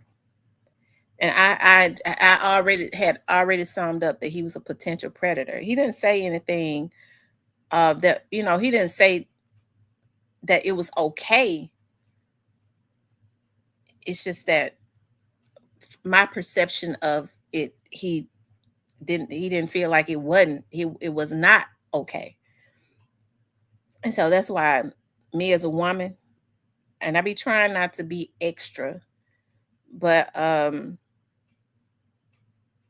but then I guess you have to understand some men are just real nonchalant.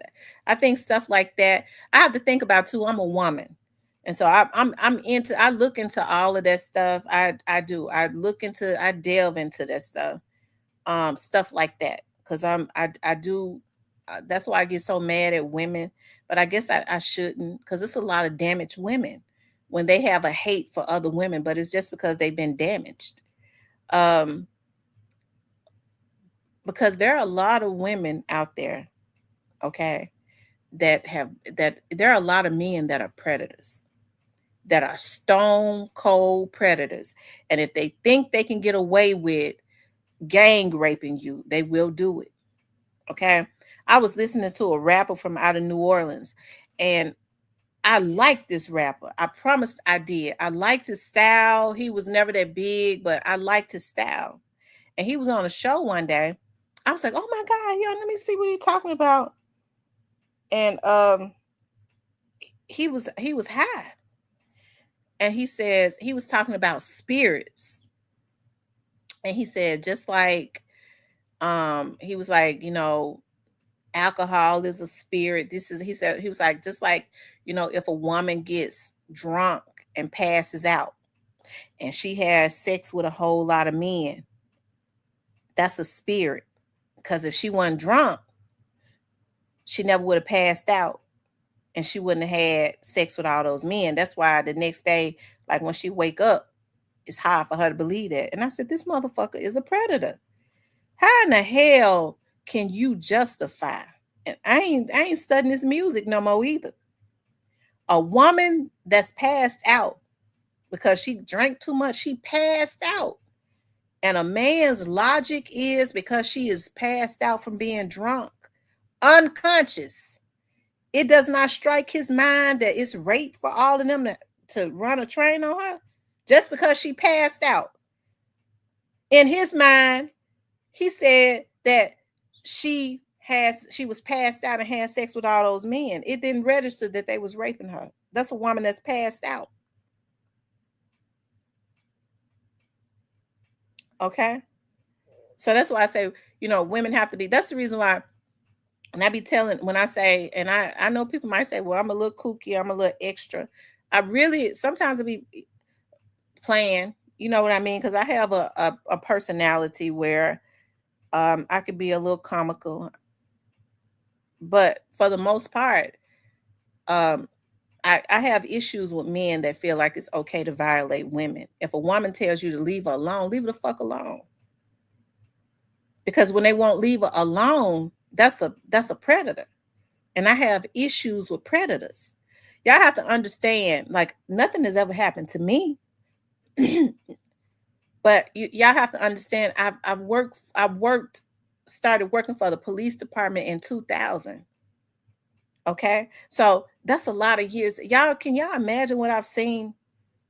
They can't put a lot of stuff that has come through, like stuff like that. Like they can't show you how rape crises with children and stuff is filled up every single day. Okay. It's this lady, she went on to be a minister, and I used to talk to her all the time, but I had to stop talking to her because when I would get out the phone, I don't have headaches like that. If I have a headache, you don't stress me out. Okay. And so, but when I would get off the phone with her, my head would be hurting. Transfers of spirits. And so she became a preacher. Okay. Hey Stanley. She became a preacher. And she wanted to become a minister, whatever. She would go and she would prophesy and she would minister. And I asked her one day, I said, well, she was like, I started getting into God and talking to God when I was a little girl. And I think she still had hurt from when her mother had two children. And her mama she was the oldest. Her mama gave her to her daddy because she couldn't take care of both of them no more and kept her youngest sister. I think she always had issues with that. So her daddy would work two jobs to take care of her. So she was saying, she was like, but God delivered me. And she would stand up and give testimonies. And so because I talked to her, I knew she was troubled. So when I would talk to her, I finally asked her, I said, you talk about, what you went through as a child. She said, oh, but I've been delivered from it though. I said, what happened? She said, well, when, my dad and my mama sent me to live with my dad when I was 6 years old. And so my dad had to work two jobs and he would try to preach on the weekend. And so I would have to go and sit on the, at a neighbor's house. And I would try to sit on the porch until my daddy got home. And she said, but God has really delivered me. And she would just talk about it. And I know that lady was messed up. She said, because I remember one time, I used to dread as a little girl when, one of the neighbors, because it was a men that lived in the rooming house. One of the neighbors, she said, when they tell me, come into the house, I almost said it now, I'm glad I did. Come into the house. And this is a 6-year-old. And she said, and he said to me one day, she said, and I never forgot. It was just hard for me to forget. And he pulled his penis out and he told me to suck his penis. This is a 6-year-old girl. She said, I never forget. His penis was discolored. And I asked him, he said, here, put it in your mouth. And I asked him, what's that on your penis? I just never forgot because he had a discolored penis and I got sick and nauseated just from her telling me what these men had a 6-year-old doing. So I don't fuck with men that think it's okay to violate women or they passive about it. I don't mess with them because they're potential predators. Okay? I don't mess with them. I don't think it's normal. I don't think it's anything normal about men constantly messing with women. Men don't do that. They don't. You get a real strong-minded man, they know how to tone women out because we don't do number bitch and stuff all the time anyways. They'll tone a woman out. They don't mess with them. So when you find a man that constantly messes with a woman, it's something different about the way his mind is made up. I'm telling you, you got to take heed to that. I don't mess with men like that. Period. I take that very seriously. And so this woman, she tried to say she was delivered and she would be preaching and stuff in churches, but that woman wasn't delivered. Every time I talked to her, my head would start hurting because that lady had not dealt with that. She hadn't got no psychological help or anything like that. They messed that lady up from 6 years old. Okay?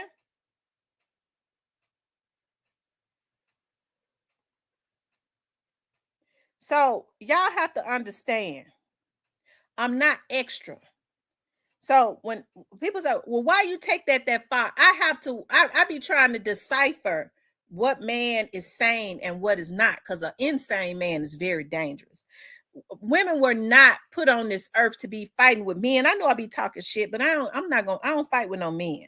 I'm not stupid. My daddy taught me that you're a woman. You were never designed to be fighting with no man. I be talking shit because that's what women do. But as far as getting in a man's face, wanting to fight with him, no, we ain't supposed to be doing that. Not unless you fighting for your life.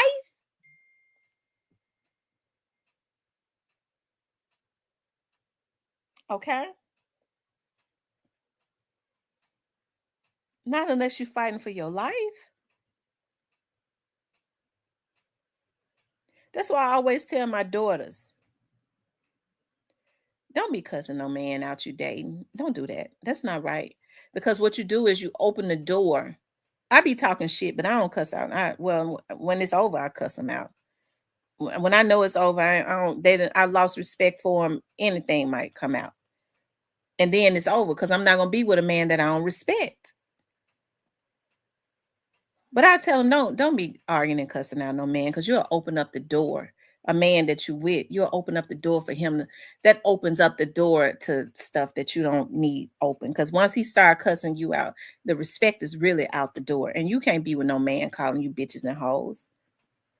Okay. You have to think about some of these men are so um they so messed up. When they know that they can't get with you on no level, that's they go to. I want to look at her like garbage. I'm gonna call her bitches and hoes because he got a lot of anger because he know he can't conquer that woman. That's his go-to because he garbage. Okay.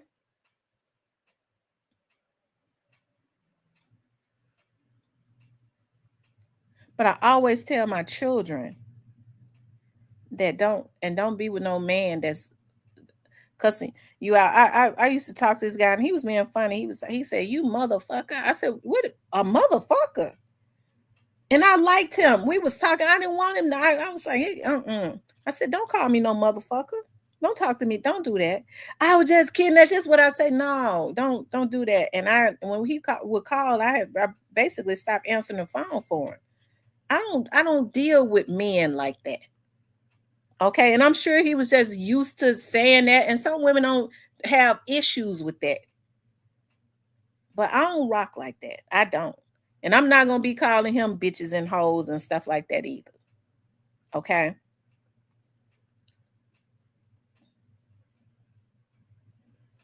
But you got some women that answer to that. They let men call them out of their name. You call me out of my name. We'll never be cool again. I'm telling we can't. I don't want nothing to do with you. Okay. Because I feel like the worst thing in the world that a man can do is lay down with a woman and then call her bitches and hoes and vice versa. You have some women that annihilate men.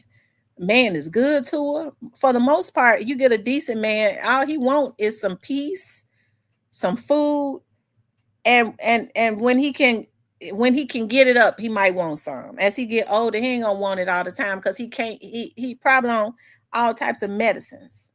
Okay, he ain't no sexual deviant. One time a week might be all right for him, but he a good man. He a decent man. He paying them bills. He helping you with them bills as he should. And you have a lot of women that just like to annihilate the man. They want to, I don't know what they be trying to prove, but it's sad. No type of respect whatsoever. And so stuff like that has to change. I think it's sad when you try to get your significant other in front of other people and embarrass them just because you feel like that makes you look good. You get your baby mama in front of your friends and you want to talk crazy because you think that makes you look good. You stupid. You want to call her all kinds of B's and H's. That's a woman that's taking care of your damn kids, you fuck nigga.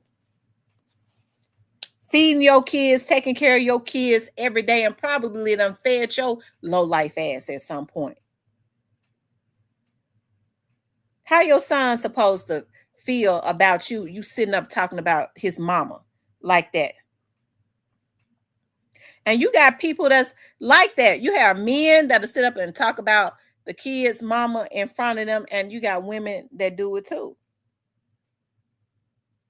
And they try to wonder why a lot of these kids are totally unhealthy mentally when they should be trying to keep kids out of grown folks' stuff.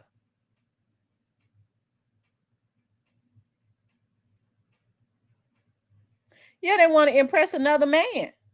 I don't like men like that, period. They want to, and they doing all they can to impress another man because they sitting up talking about they're a pimp. Bitch, you ain't even got no money. You call yourself a pimp because you looking for a woman to put you on her back. What kind of mess is that? You pitiful.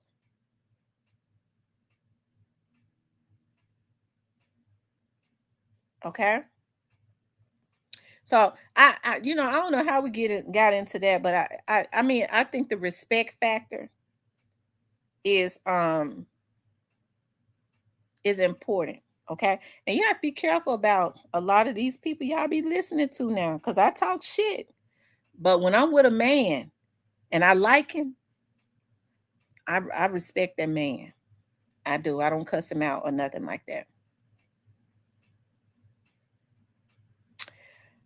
Um, Ebony says mad at a black woman for everything they scared to say to another man.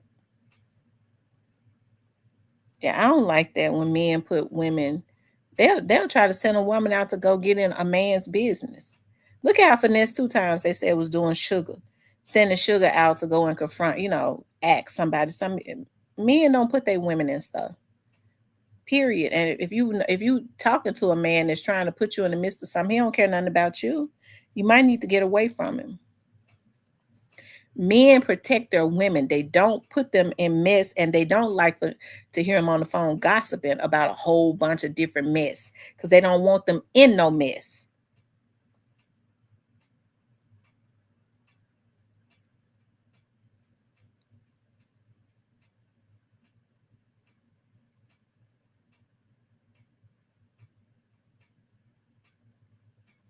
Yeah, they be wanting the woman to handle everything, baby. Yeah, uh, you go and you do it. You go over there and you talk to him. You a whole man, and you want me to go talk to another man. I mean, at that point, you already know he got you either you need to leave or he need to. Because now I don't even respect you. And when I don't respect a man, I don't want him around me. Period. That's something I can't deal with. I don't have any respect for you. I can't have you around me. Right. Real men defend their women. They already know. It's already understood. And it's already understood that whoever it is that they cool with, it's already understood that they don't disrespect their women. Now you got men, some of them they such sissies. They'll let a man disrespect their woman. The man want to disrespect the woman, you fuck nigga, because he wanna. And he want to see if you weak enough to let him disrespect her because he mad because he want to be with her. And they let him do it. Leaving the women out there to defend themselves but want to come and lay up with him. I couldn't lay up with nothing like that. Get mad because a woman don't want you if you ain't got nothing to give. Why would she? Why should she take you on? And you can't help her? I don't want you either. I got down on my luck. And you let me move in with her. Mm-mm. No, bro. You got to carry some weight because what happens is the person takes you down. You trying to carry a man. A man is heavier than a woman. Way heavier. We were never built to carry men. We're more emotional people. They supposed to get out and work. Since God made us, we're more emotional. We supposed to I believe if they create an atmosphere for us to do it, make it peaceful for them. Okay. If a person get out and work all day, I think that the man should be able to come home to an environment where he ain't being bitched at, if he's creating a good environment. If that ain't happening, he needs to leave. If he ain't the one causing hell, if he ain't out cheating, because a lot of men so dumb they feel like if they pay bills and they cheat, the woman should be okay. That's emotional abuse. Women been telling these bitches that the whole time, but they don't want to, accept that cheating, even if you are taking care of that woman, if she loves you, that's emotional abuse.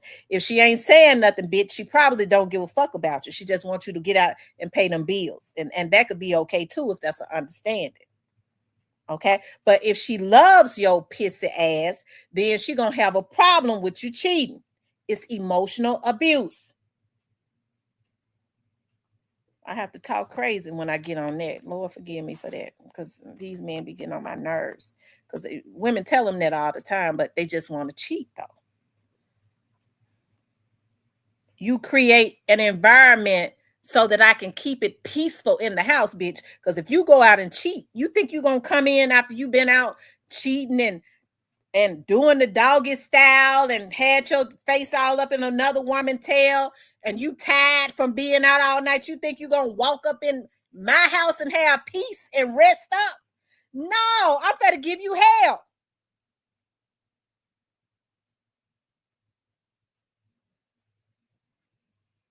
I'm getting ready to give you hell.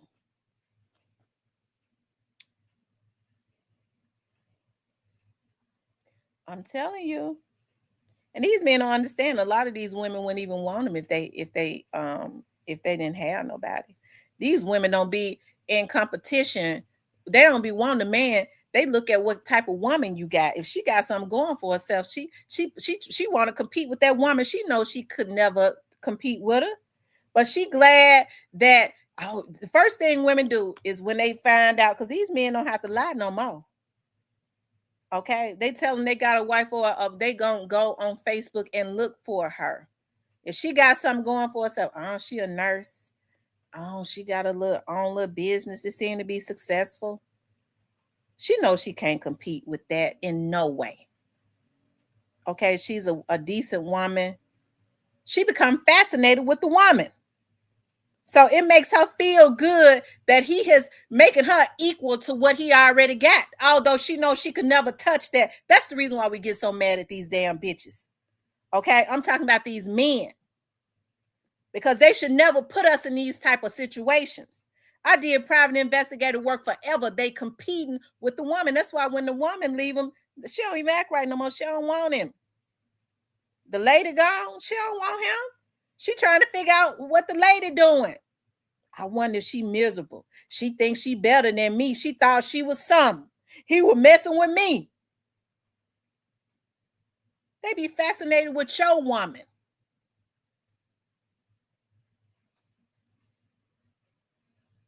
And then they end up losing what they got good for a penny.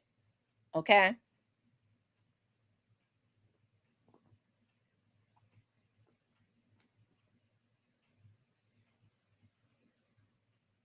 Sis can't call one to have my back today. Oh well.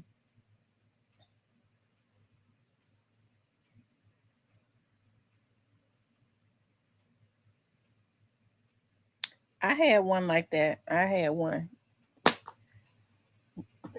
I knew he was messing with her. I knew it. Every time. And then he gonna say to me, evidently, you know what she posts. You must be watching her. Because when I realized that she was watching me, when I found out about it, when I picked up a scent on her, when I say you pick up a scent, when you figure out there's something going on, I was like, dog, like,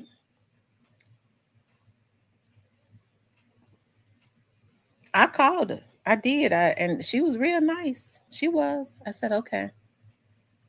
He denied it to the end. Of course, I knew he would, but then I knew something was constantly going on because I would post something. I used to like to write a lot of inspirational posts, and then she would like right after I would do it, she would do it. She would post the same thing. Like I ain't talking about sharing posts. I mean, like she was kind of like feeding off. I mean, it was just almost like an obsession, and I despise him to this day for that too. She had more of a fascination with me.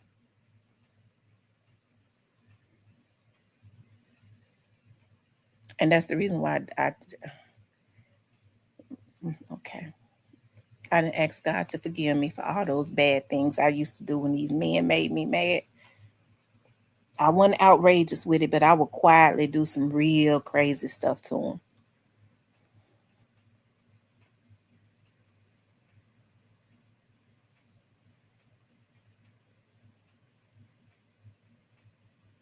That's why I say when the respect is gone, it's just gone. Cause like my oldest, not my oldest daughter, but my youngest daughter's dad, me and him tried to.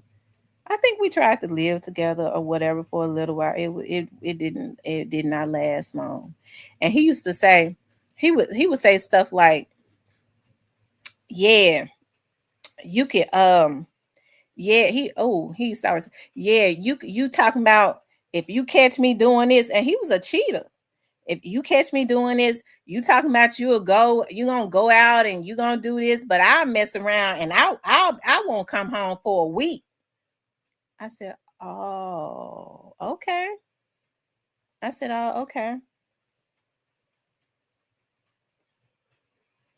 He was just a cheater. He was a cheater. And so he would always, like, if it wasn't it, he I caught him with his baby mama. But I always figured that he would, like, around like seasonal time at his job, it would be a bunch of new hood rats to come in.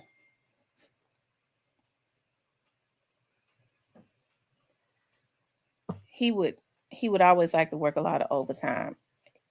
Okay. I said, "Oh, okay, well, it's seasonal time." So he done he that's just how he was. He didn't it's something new that came up in there. And it got to a point. That's why I said when you lose respect, because it got to a point where I didn't care. I was like, I don't care. I ain't really letting him touch me. I guess he got to get it from somebody. Okay. And I knew it was going to only be a matter of time before one call. Okay. Because he got comfortable. And she did. Okay. And I can remember like being really mad at her for calling. But then it just got to a point where I was mad at him. And people say, I was mad at him, but I started getting mad at her. Okay. Because I got mad at her because she sent him home. Okay. So that was making me mad. Because bitch, if that twat was what it was supposed to be, you was supposed to have took him. She couldn't even do that. So evidently that throat and that twat wasn't doing nothing because he always came home and it pissed me off. Bitch, you was supposed to take him because I didn't want him either.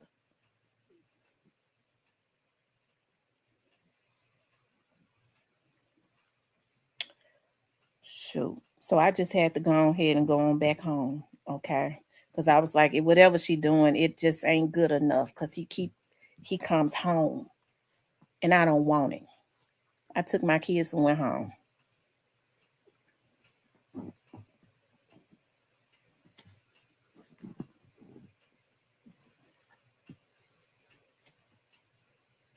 I wanted some peace.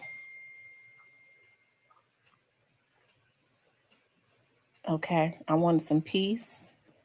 She misunderstood the assignment. That's exactly what it was. And by that time, I had already decided I'm getting ready to do my thing. He started when I went back home. I felt like a peace. Oh my God, I felt so peaceful. I was doing my thing, and he would start calling me. He was riding way from North Memphis. Talking about, yeah, I drove past your mama house. It could have been like my female friends or anything. We was having fun. Like I just felt a peace. I rode past your mama house. Yeah, I put that shotgun in the car because I was gonna light up anything out there. I said, oh Lord. He started doing all that, but I said I wasn't trying to find you with no shotgun when it was seasonal time and them hood rats was coming through there.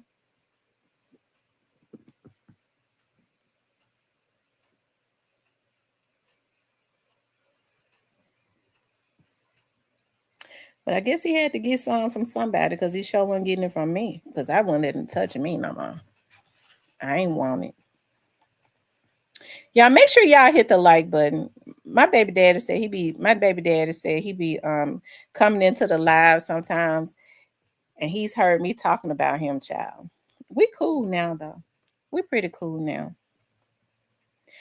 I remember he told me, he said, my brothers, he had all them brothers.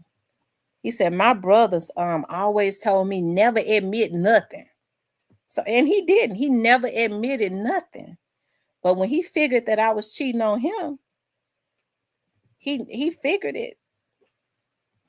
He said, all you got to do is just tell me. I just tell me. I guess he wanted it to be even. Why would I have admitted anything to him? Big Pressure said, a man really needs strength and discipline from a higher power to stay faithful. It's not a woman's fault. It's just that his flesh be weak. That's what it is. I guess mine fell weak too then. Because when I started cheating on him, I really enjoyed my friend. And I almost left him for him. He was just too stupid.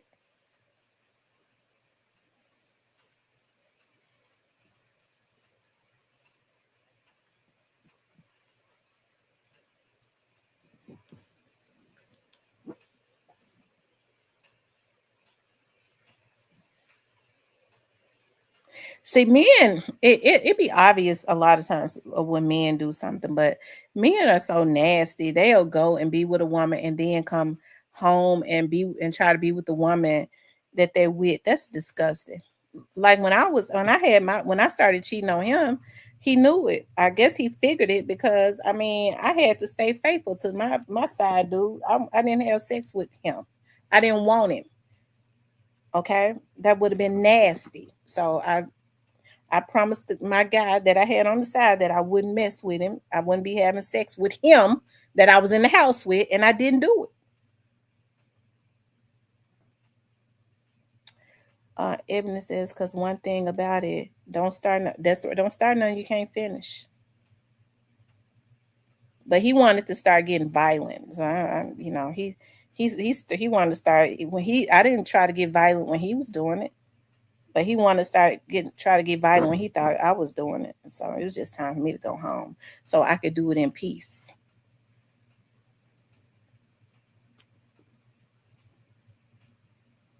He opened it. He started it.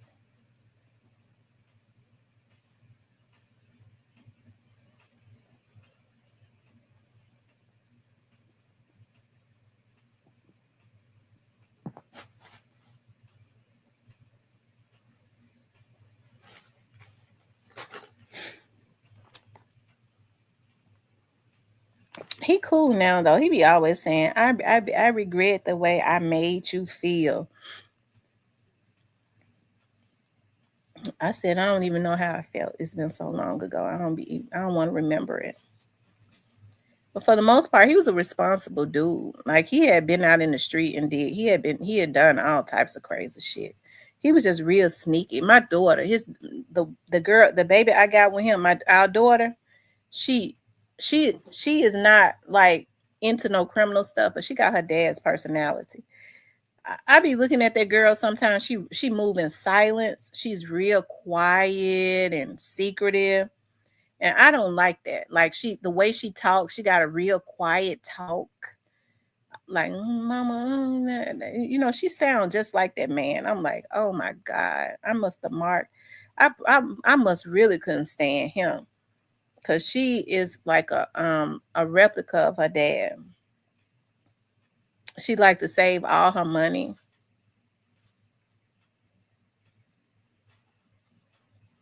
She just moved totally like she is totally like him as far as like how she talk, how she act. She real secretive about stuff. I was talking to him one day recently actually, and I was saying something. He was like, "No, no, that ain't her." That pissed me off. I'm like, how in the hell he gonna try to tell me no? Like he know more about my child than I do. That pissed me off. And that just kind of let me know that she kind of confide in her dad more than she do me. That pissed me off.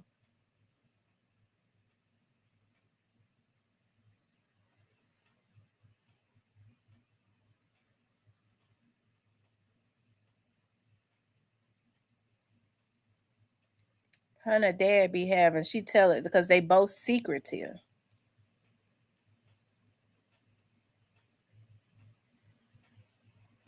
So big pressure, it shouldn't be no problem. Like if a man really loves, if he really cares about what he has, if he really cares about what he has, he wouldn't go out there and sabotage it. Now, do I believe that guy really loved me? Yeah, I think about it now. I believe it. I believe he did. I believe, and I do believe that when I left him, I think it messed with him. At first, I just kind of left him and I moved right along. I didn't look back. I just went on and did my thing.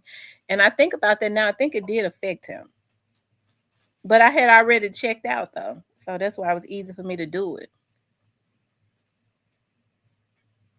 I think it affected him because he was very angry at me for a very long time. Like he would go dormant. Like one of the things that I had liked about him was that he was even for him to be young. He already had 2 kids.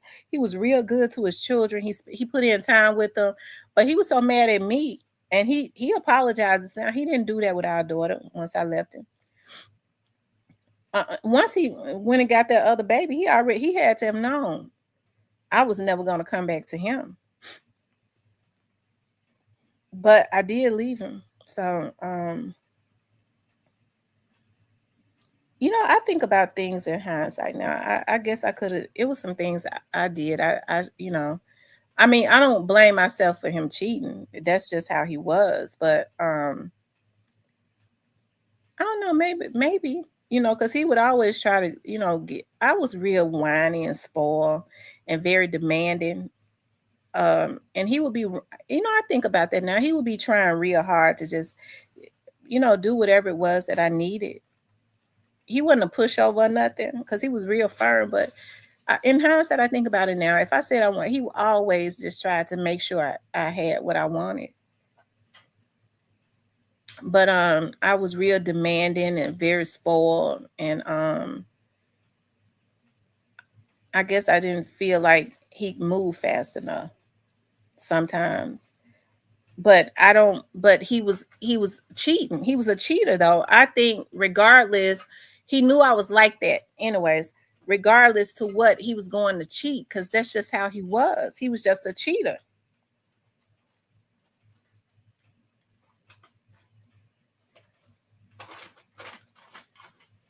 But for the most part, like he was a cool dude. Like um, I remember one day I was working for the sheriff's office. I was working the second shift. I was working the 3 to 11 shift.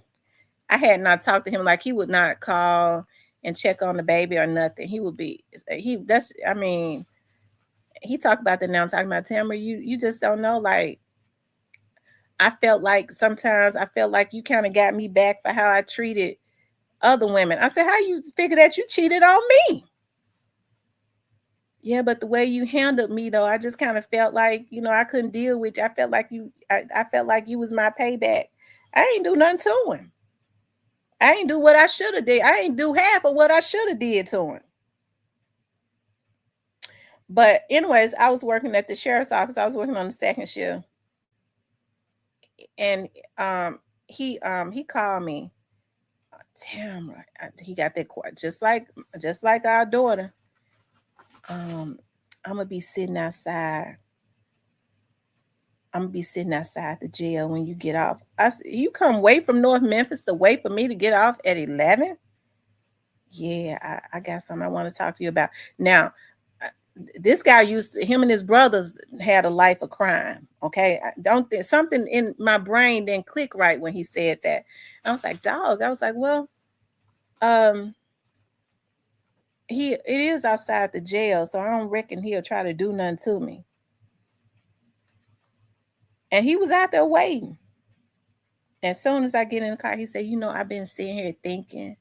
I've been thinking for a long time. I talked to my mama about it. My mama thought I was crazy when I said this to her. I said, what? I don't think our daughter is mine. I just can't get past that he did me like that. I said, what?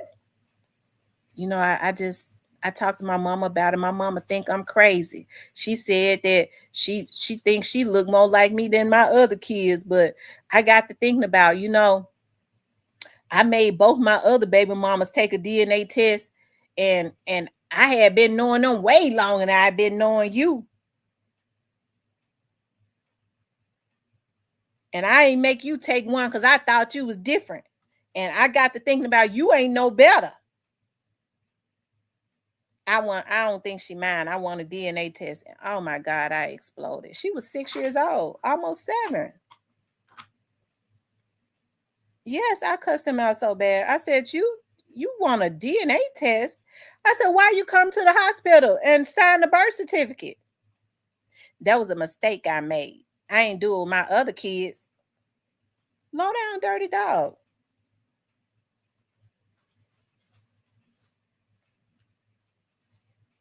I mean, it was just like out of nowhere. I don't even know where that came from. He said he got to thinking about all of his other kids got kinky hair, and our daughter got had curly hair, like my oldest daughter. I don't know what he was getting at. My oldest daughter's dad was is mixed, so I guess that's what he was getting at. I don't know. And so he said so his kids got kinky hair, so he knew she couldn't have been his. He decided at 7 years old, almost 7, that she couldn't have been his because her hair was curly too.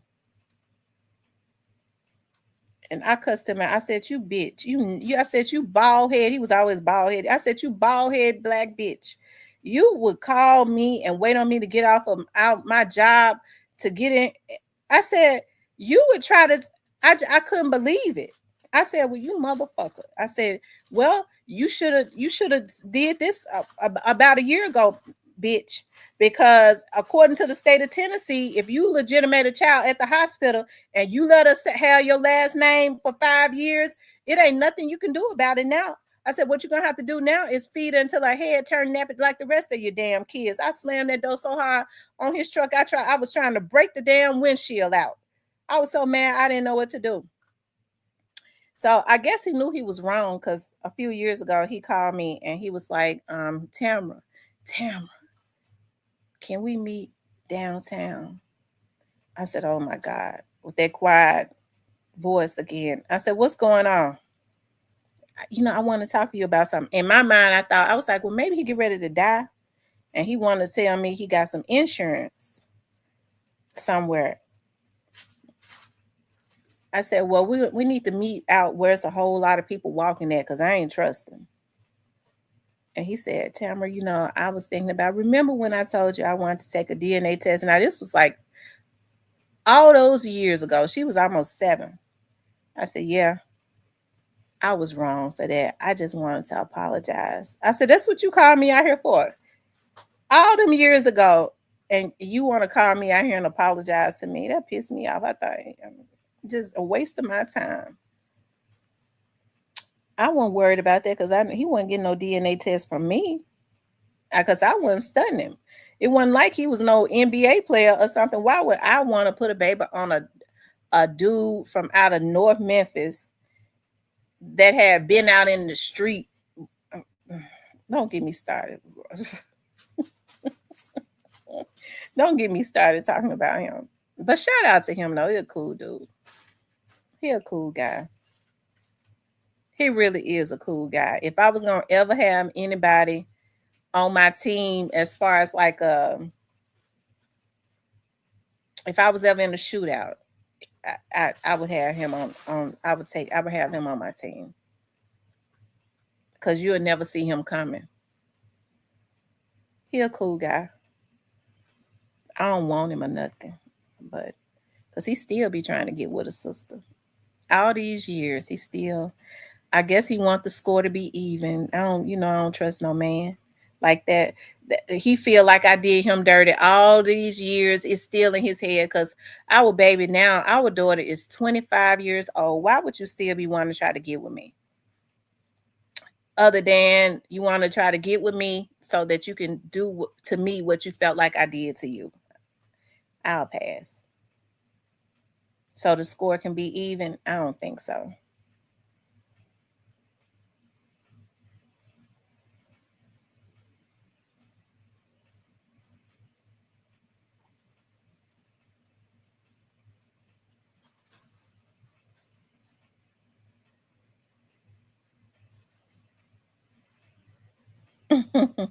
She said, "Don't start nothing, won't be nothing." I'm telling you.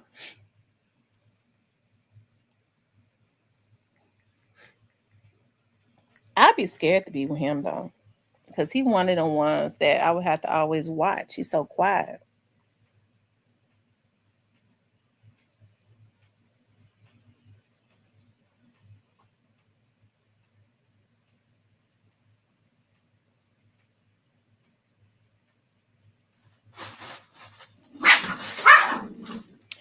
Y'all stop being over there fighting.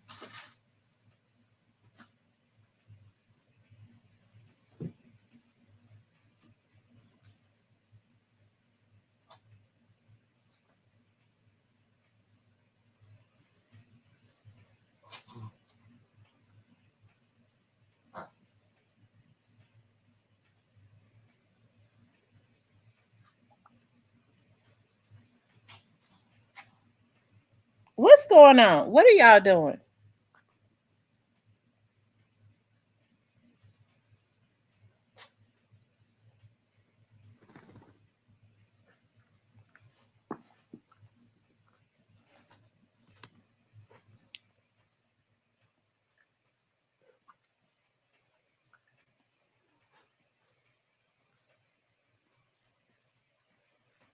Y'all, they got a game in North Haven today.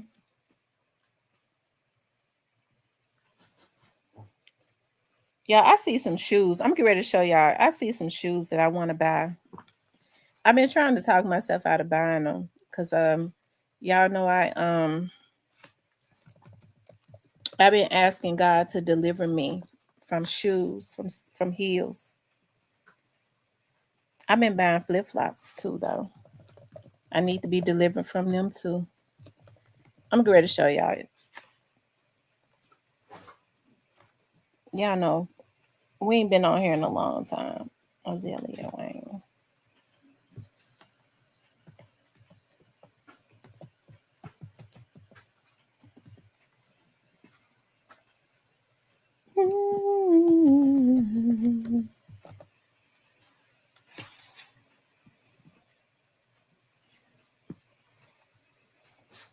I be trying to talk myself out of getting this shoe, y'all. But I be keep looking at it. I'm gonna end up getting it. I don't have a shoe like this. I don't have a shoe like this one. It's so cute. It's so stinking cute. It is.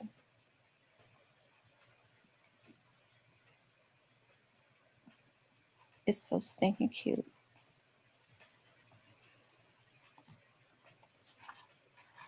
You could wear that with the you could wear that shoe with the some jeans and all of those great things. I bought a lot of Azalea Wang shoes. I like that shoe too. Ooh, ooh, that would look so cute with a short skirt, a short dress. Let me see what the bottom look like. That platform is a little low. If it was a little higher, I would buy it. That's cute. Mm. I might have to go to Dillard's and try that on. I have this shoe right here in a different color. I got this one in black. I don't like no white shoe. Uh, yeah, I've been trying to get this shoe and they don't have my size. Y'all see that on there? I've been looking everywhere for that shoe in my size. I want the blue. That's so cute. Oh my God. I wear some shorts. Y'all know. Y'all already know, right? I've lost 24 pounds. I'm getting back down to myself. So y'all know I've been cutting up, right? I'm back into them heels and stuff. That shoe right there is so cute. It needs to go on sale though, but I was gonna buy it if it had my size. And I'm gonna tell y'all another shoe I've been stalking. I've been stalking this shoe.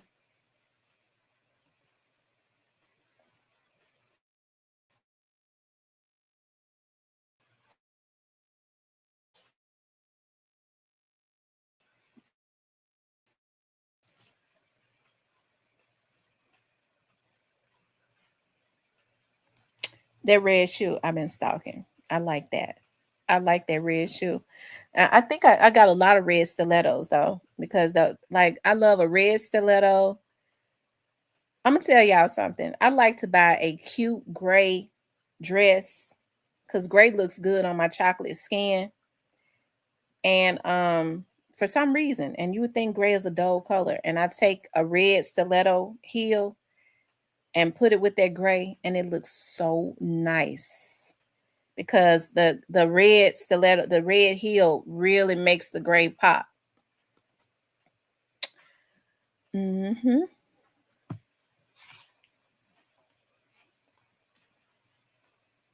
Um. Oh, I ordered this shoe the other day, y'all.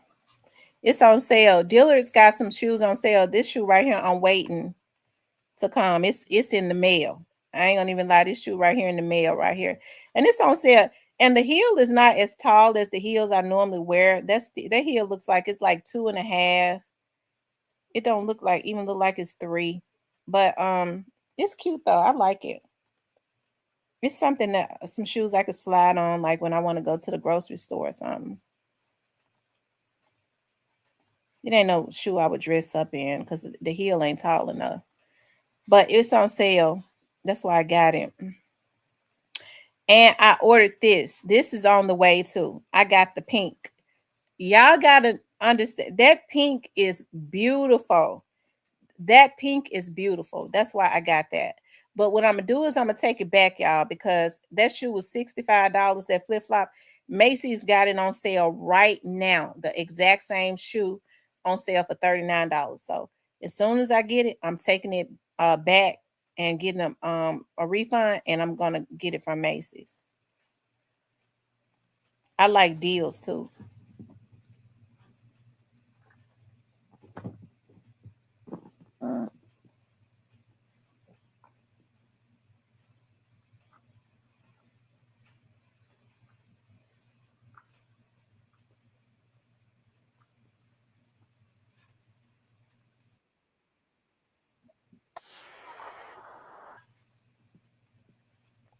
Hustle Cartel messing with Finesse 2 times again.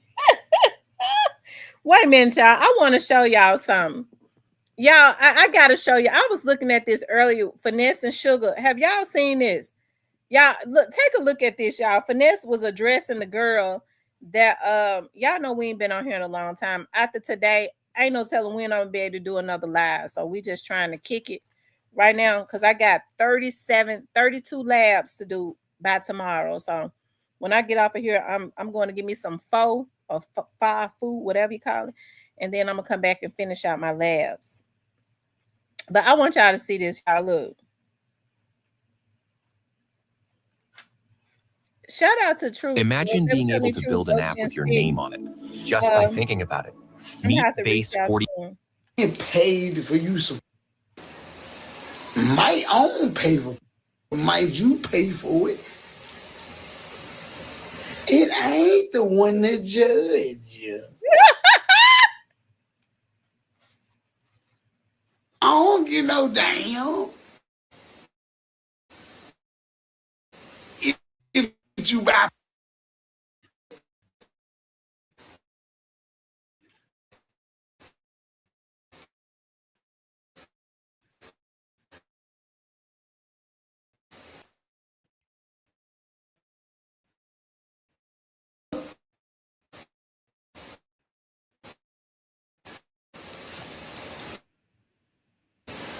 You know why?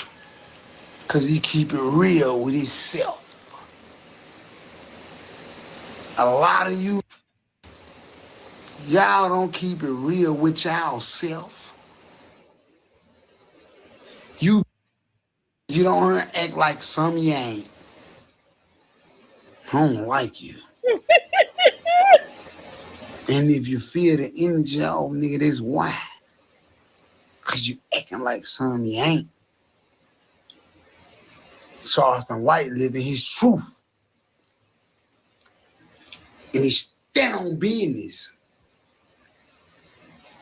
And he done helped me make plenty of money.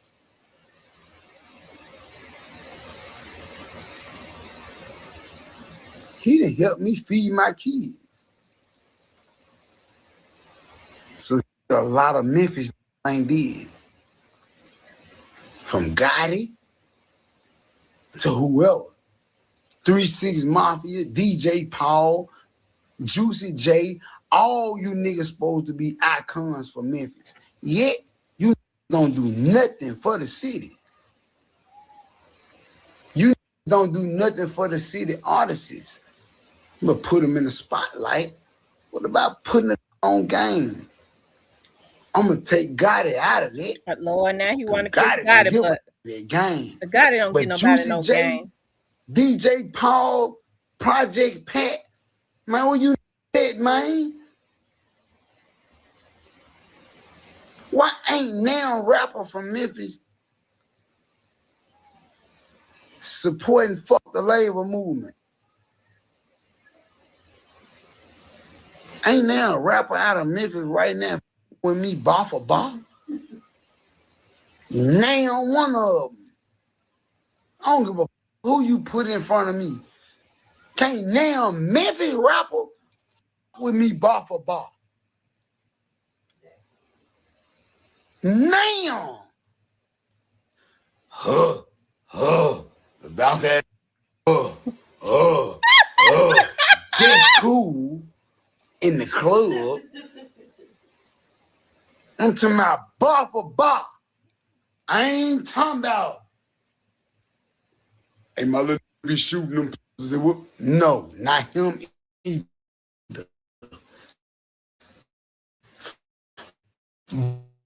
Bar for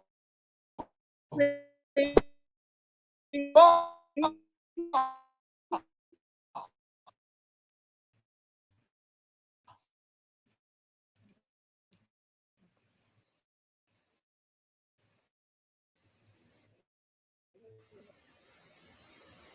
No label. Now, all the label execs watching me. I look at my stories. Ain't nobody on the digital side, marketing. Might, if we get Junior out the way, Atlanta be the next big thing.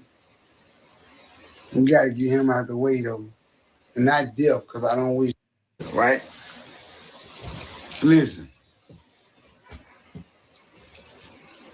I love you, sure. I love you too, Daddy. All right. Listen. Y'all remember Sugar and Spice, right? So it was Sugar and it was Spice. Show me Spice, baby, huh? Come on. Give me a picture of it. So it was my Sugar and it was Spice, right? Let me show y'all something.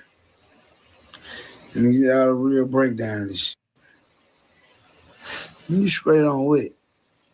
Right. Good. That nigga, this shit out you. You talking about getting on. See, socket to a nigga pocket. A nigga put a dent in your hoe. You mean a nigga you about 7, 8, 9 hours straight. You talking about hoe, you'll forget about everybody you ever in your life. Yeah, I'm a superhuman. You talking about, yeah, I'm one of them, ho. God created me in a different realm than you, bitch. You talking about, ho. He created you in the 20-minute realm. He created me in the hour and a half realm. Yeah. Keyboards are obsolete. I'll prove it to you in under 30 seconds. Watch this. I'm going to write the same email 2 ways. So and talking shit. You got 1,800 followers. And you're playing with the y'all know once how he get ready to go off on Sugar.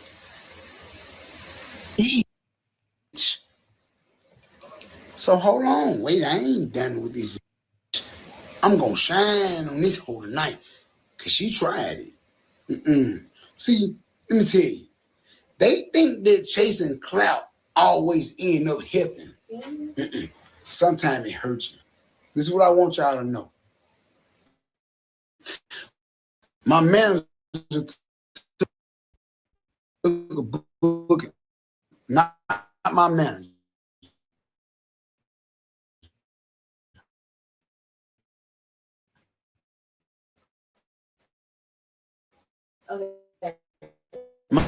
My bookie, sure, I'm 20. He had a flight. On his flight, he wasn't able to pick up the phone. As soon as he wasn't able to pick up the phone, the woman ran to social media. The woman ran to social media. The first thing she said was, finesse 2 times. Let me show you something.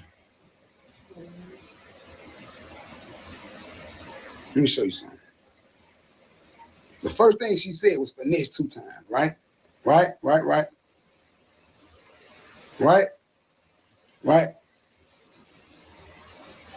But look who name is on the is on the contract. Huh? What the shit you pulling me up here? I'm on live on both phones. Give me the contract and shit. You worry about that weak ass shit for? I'm on both of my phones.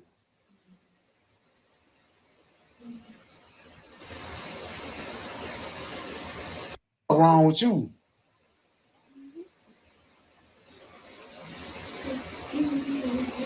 I don't know what they talking about right now. I ain't talking about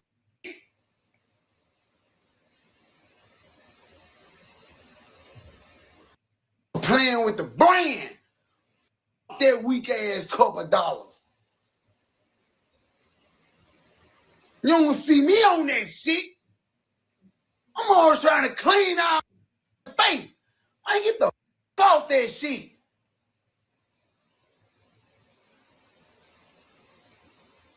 Look how he talking to Sugar, y'all.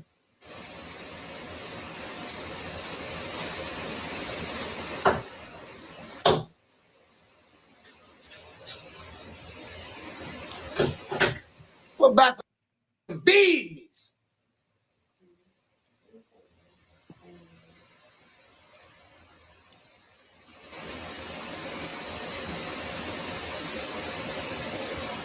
Now, y'all, they try to say that this is what a good, hey, Kansas City Chief, they try to say this is what a good woman do, obey their man and let their man talk to them like that. Shit, worry about a GTA house and our brand on the line. Shut the fuck up.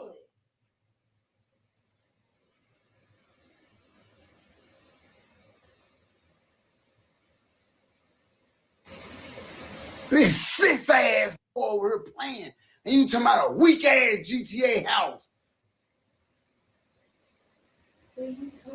Hey man.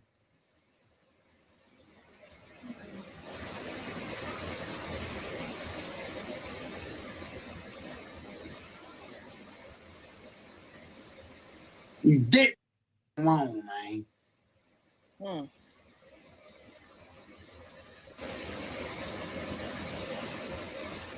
Y'all get away from over there.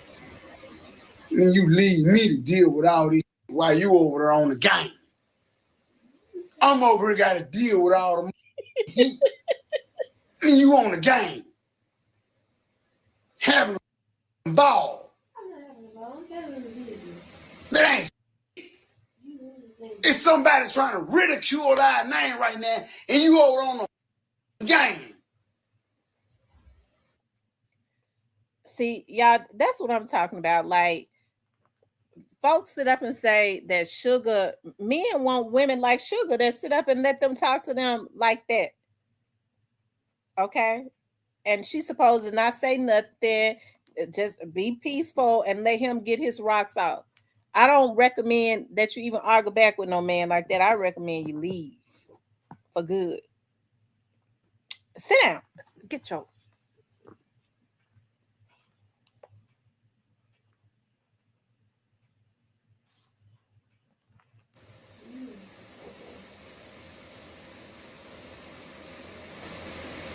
I'm wrong though, right? I'm too aggressive. I'm the wrong person in this though. When the shit that feed our kids and pay our bills. 15 minutes. Till June 1st. That's all it takes to shock everyone who haven't seen you in months. Give me 20 28 days you'll be trying to play with it, and yo over there on the game. You literally said you about to have. You talking about? Man, listen. You talking about one house. You talking about $100. I'm talking about the brand. Do you know? Go ahead. I'm listening. Pull up the receipts. I pulled up. That ain't my point. Do you know the difference between $100 and the brand, babe? Yes, I do. What's the difference, Mom? Please tell me. It's amazing. Please. Okay. Fuck that $100. The f is you even entertaining this? Because you told me to go and knock it out. But at this point, it don't matter. You should be able to have a mind of your own to be able to say, baby don't want me investing in it right now. Baby want me investing in what we own. Right now, I ain't on it. Did you see me on it? No, because you said exactly. So that means you be what I'm on. You gonna throw your headphones on and go in there for $100. I feel like I'm gonna tell him how to buy the house. That's what I'm trying to tell you.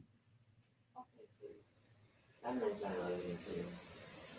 I was doing what you said I need to do, and actually, I had listen, you totally, listen, you missing my point. I'm not listening. You missing my whole point. You missing my whole point. My whole point is, day in, day out, I don't get no sleep about this shit. I don't get no sleep about this shit. I cry. I stress. I'm depressed. On camera. Off camera. And you think I give a fuck about $100 Grand Theft Auto house? No. I give more about a lame camel bitch, a giant, a hippopotamus trying to bring our brand to the ground. I don't give a fuck about no $100 Grand Theft Auto house. You gonna put your headphones on while I'm talking about our brand? It wasn't to a game. It's where you couldn't hear him talk. Like, I tell you what, go on talk to the nigga, because I never get in between you and a nigga business. Go on talk to him. He's jealous. See what do you want. I tell you what, I'm gonna pull me what I pull me. You get the nigga his Grand Theft Auto house. You get him his Grand Theft Auto house while I take her to brand business then. I tell you what, you do what the you doing. You get the Grand Theft Auto house and I take her to brand. That's what I do. The is you talking about? The Grand Theft Auto house, what I'm talking about. You get his and you live in it with him too. You talking about a Grand Theft Auto house. And I'm sitting up here talking about a bitch trying to ridicule our. No, I don't, and I don't give a fuck what you. I don't give a fuck about no Grand Theft Auto house.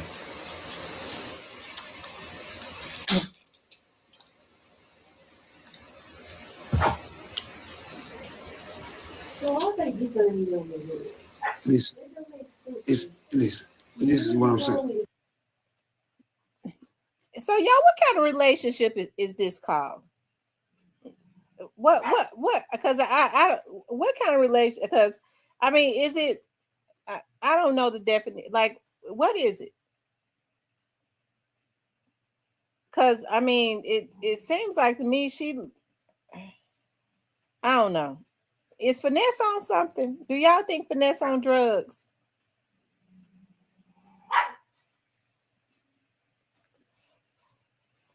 To take care of that while you go live and you talk about the situation that happened today. That's literally what you said out your mouth.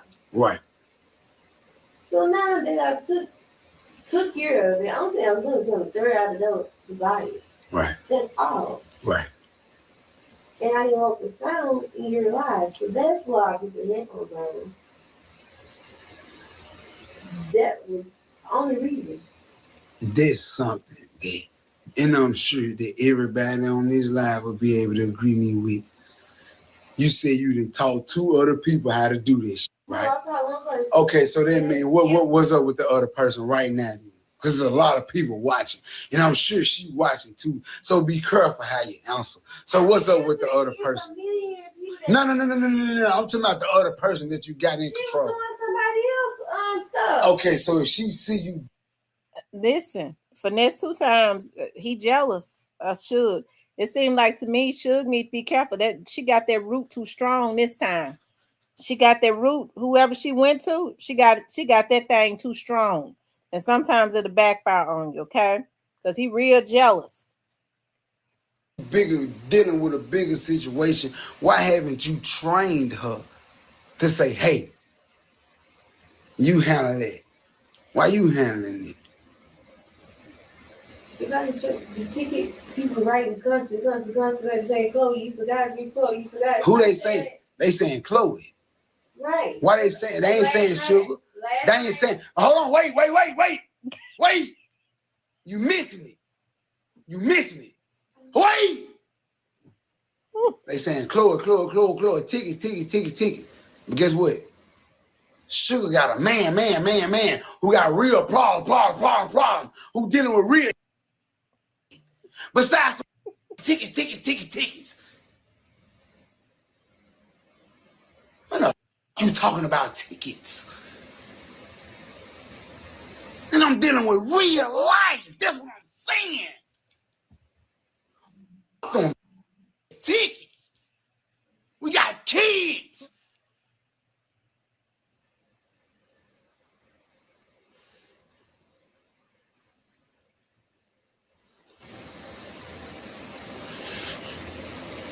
You making me mad.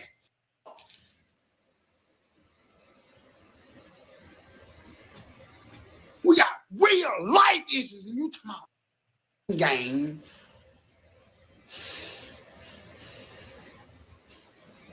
You're gonna make me regret ever introducing you to this. This can't be that serious. You talking about some in-game, I'm talking about bills.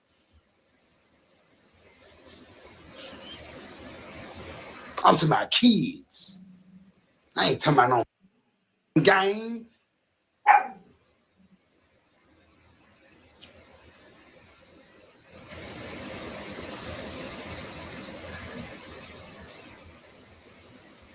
I'm mean now. I'm wrong, gang. I'm wrong, huh? I'm mean as aggressive as gang. I'm mean as No. and I ain't trying to do nothing but tell you what's right. My lives, all of them, is sitting over here trying to clean my face about a situation that is in Atlanta.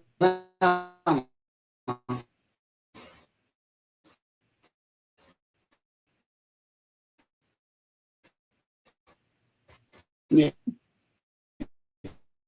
put it on.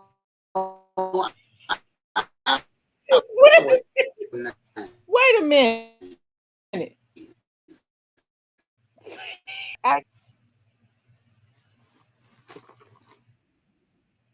Situation is sitting over there looking at the gaming screen.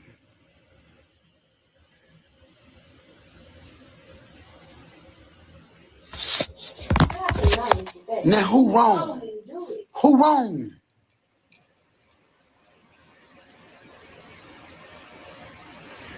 You have to acknowledge that you told me to go ahead and do it. You told me. Listen, you right. I get what you're saying. It's $100, but at the same time, it's real life money that people are sending to us. It's not in game. That ain't my point. I understand that point. I understand, but I'm talking about right now at this moment, baby. No. I'm talking about right now. Right now at this moment. It's not about that. It's literally about this woman ridiculing you and ridiculing me. It's not about what none you got going. You threw that off on me and said, let him handle it, and I handle what I handle. That's not how it went. You literally said, I'm finna get on this bitch. I told you I was finna get on this bitch. I don't like how the bitch wig sit. I don't like how the bitch talk. I don't like all the filters. I don't like how the bitch trying to throw you down through there. I don't like none of it. So I decided to get on here and speak on it. And guess what you decided to do? Get on GTA and make some houses.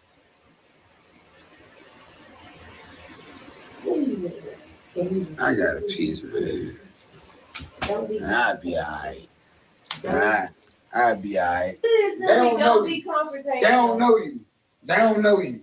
They don't know you like I know you. Right. They don't know you. They don't know you. They don't know how I protect and provide for you. They don't know. They don't. No, they don't. Because you don't tell them enough. You don't uplift my name enough. No, you don't. No, you don't. No, you don't.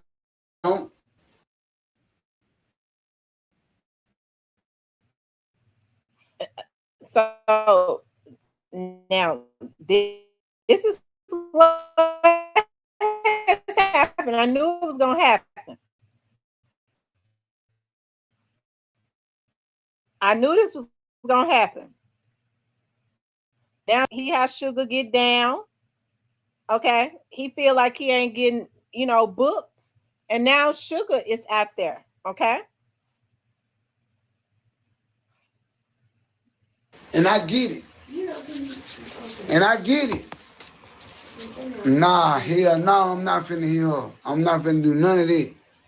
Yeah, I'm on that done, but let me tell y'all something. Let me tell y'all some real. This the beginning of me and Sugar's downfall. I'm beyond it with y'all. This the beginning of it right here. This the moment that I dreaded. This the moment I didn't want to happen. But it happens with everybody, bro. Like, it happens with everybody. They turn a bad up. You know what I'm saying? They make her the way she make, and then she be ready to move on, so she change. And then the mail come out about it.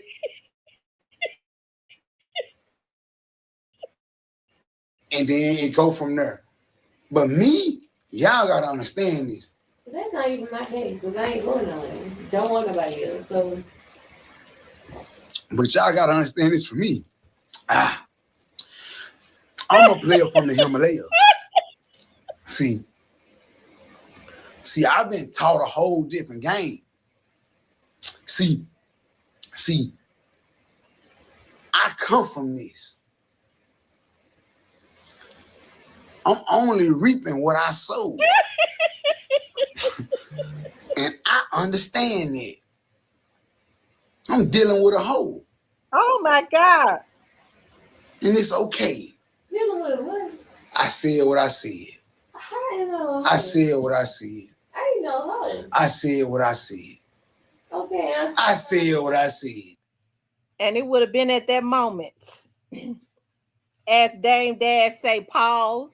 And it would have been at that moment, because he already drunk. Okay. It would have been at that moment, because it looked like they're in a hotel room. So I know it's some lamps up in there. It would have been at that moment. He already drunk. He did it to himself when the folks got there. Okay. When he had to go to the hospital. Okay. He was drunk.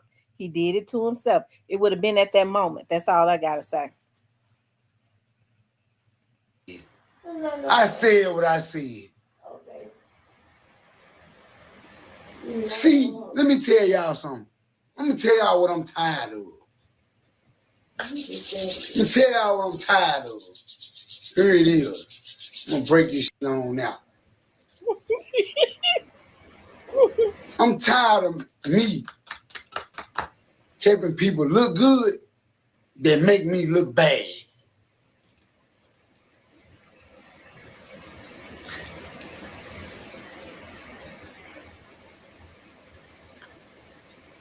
Man, do y'all know how many people I did for? I came home from prison with nobody. Nothing. Y'all ain't understanding that. Y'all don't respect it. Y'all don't get that. Y'all don't really understand. And I came nothing.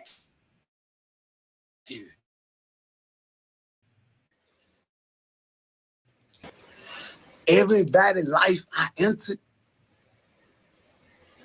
I brought to the table. They had nothing to bring to my table. I think Finesse 2 Times needs to get himself some counseling as it relates to that. He feel like he was used, and he was, I'm sure, but I'm sure he done use a lot of people also, and that's just that's just the way life is. I'm not saying whether it's right or wrong, okay? But at the same time, like the way that he, talked to Sugar, why she stay there with that? Because I don't think it's got anything to do with love. Sugar is gonna leave Finesse because he done turn her up. He done put her on OnlyFans. He have her on there showing how she performs sexual acts on him. And he even said on this video right here that he be looking all at in her DM. She have athletes, football, NFL players, NBA players, other rappers be reaching out to her, asking her for a date. Okay, so now he feeling insecure about it, but he put her on OnlyFans. Basically, if you ask me, whoring her out, showing her skills. What man does that to his woman or his baby mama or whatever? So he got to know. He feeling insecure because the funds ain't coming in like that. If she can, get a hook in somebody, okay, because I don't know if some, if she can get up another good route and she could put it on somebody that's got more money than Finesse, because she got a real bad root. She got a strong root on him this time. It's a real strong root. She gonna be out the door. Ebony says lost a good job down in the city working for the man. I don't know, y'all. I don't know why I think that Finesse got doing more than alcohol. He a drunk, but I wonder if he doing something else. I kind of think he doing something else. But he already see the writing on the wall.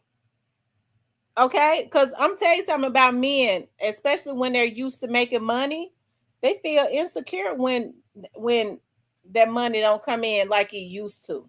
Okay, and I'm talking about regardless to like how much, not unless he a bomb, but men that's used to making money for themselves, they feel it's in a natural order for them to feel a certain way. Okay, and I'm not saying nothing is wrong with that. You know what I mean? That's why I know it ain't normal for a man to not feel a certain way when his ass ain't working. That ain't normal. That's so he ain't no man. That means he got to be some other type of creature, maybe like a woman or something. But women don't feel, because I don't think women are being forced to get out there in the workplace or whatever. I ain't saying nothing is wrong with that, but if he ain't feeling a certain way about not being able to go work, then he ain't no man. That means he's something else. Okay. Maybe a woman. So, but anyways, it's funny and it's sad at the same time, but you hear people talk about all the time, well, Sugar is a good woman. No, I don't. That ain't being no good woman right there. And that's my point. And not all men, because there are a lot of good men. Let me just say this: I want to get a men their flowers, that are good men, that are not jealous of their women, that are supportive of their women, and take care and protect their women and their children. Those men, we take our hats off to. Okay, but then if you got all those characteristics and you are abusive, you still ain't no good man. Okay, and it seemed like to me, I don't know, maybe she likes it at this point that he's jealous, because Sugar got a root on Finesse, right? Sugar talked about how they dealt in black magic. And so now she went and got a root that's real strong. He real jealous of her now. Okay. He just said, I turn her up. Yeah, you turn her up when you put her on OnlyFans, and you already know how sexually addicted a lot of these folks are now. I ain't never been to their OnlyFans, never will go. But they say it be some weird. He have her doing everything, and you got other people looking at it for some money. Yeah, them NBA players and stuff gonna reach out to her. He know it's only a matter of time. If they go, whether they gonna keep her or not, I don't know. That might go through a head too. Are they gonna keep me, or they just want a good time? Okay.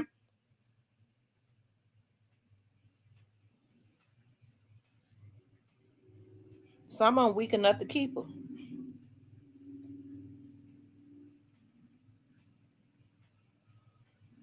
She said they should have left be ass in jail. but you hear people saying, I want a woman like Suge. I want her to do everything Suge doing to Finesse on OnlyFans. I want her to be subservient like that. I would have picked up a lamp on Finesse as soon as he said Sugar is a hoe. I would have asked him to put the phone down. I would have picked up a lamp on him. He drunk. Okay. So he could have did it to himself.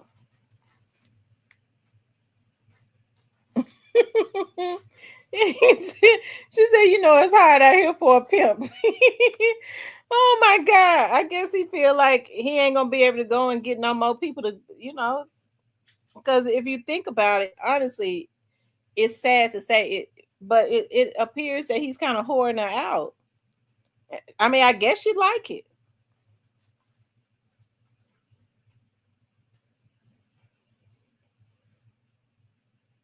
She says, all right, but when he said he protecting the brand.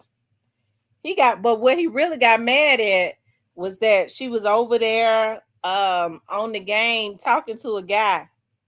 Okay, I guess he don't like the men get jealous like that, because I remember I was interviewing somebody one time. A guy I used to date said, you need to put some bass in your voice when you're interviewing these men.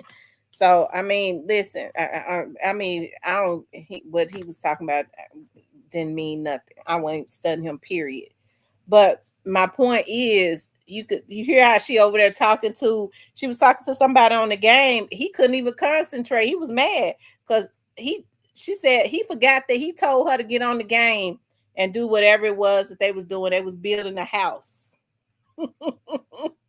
on the GTA game. I don't know what they be doing on that game.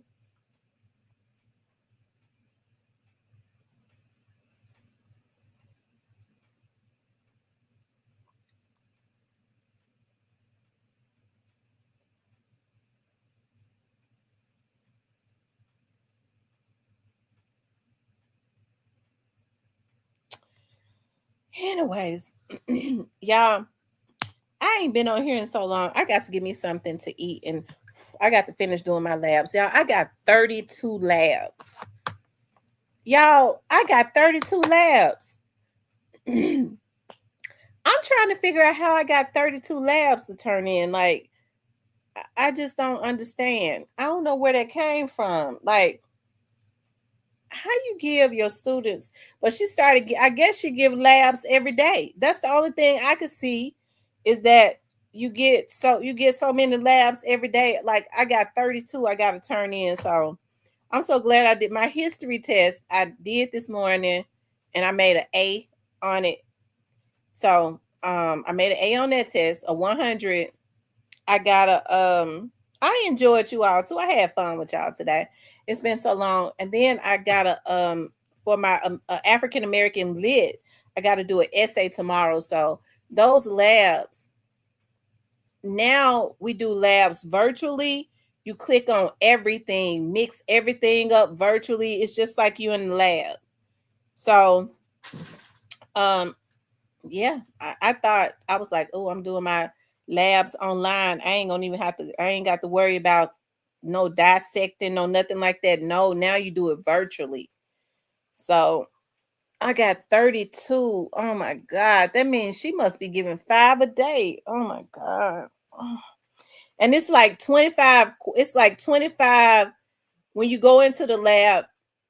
It's like 25 questions, but it's like so many steps. Like you have to go through like 6 steps per question, which means it's like I was doing some labs this morning and it took me like almost an hour and a half per lab, per 25 questions, like an hour and a half, because it's so many steps. Oh my God. So I gotta have all 32 of them in tomorrow by 11:59 p.m.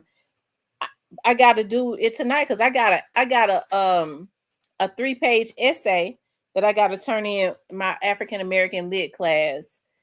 And then I think I got something in history too. So I gotta make sure those labs are turned in because they count for 250 points.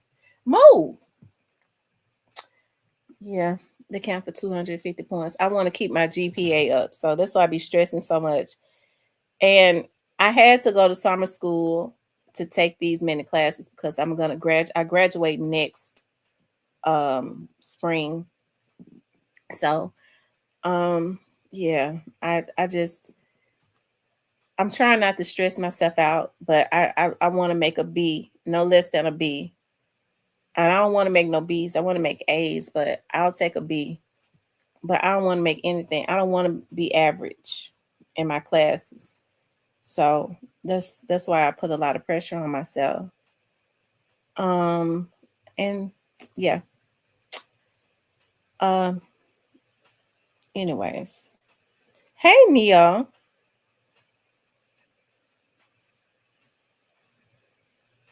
Anyways, I know we were supposed to be talking about BIG30. We started talking about everything else, child. Or A plus in real life. Thank you, Neo. I appreciate that. A plus. I would love for my average to be my GPA right now is a 3 point. I think it's almost a 3.2. It's like a 3.169 or something like that. So that's like a B minus average. I do believe like a B minus.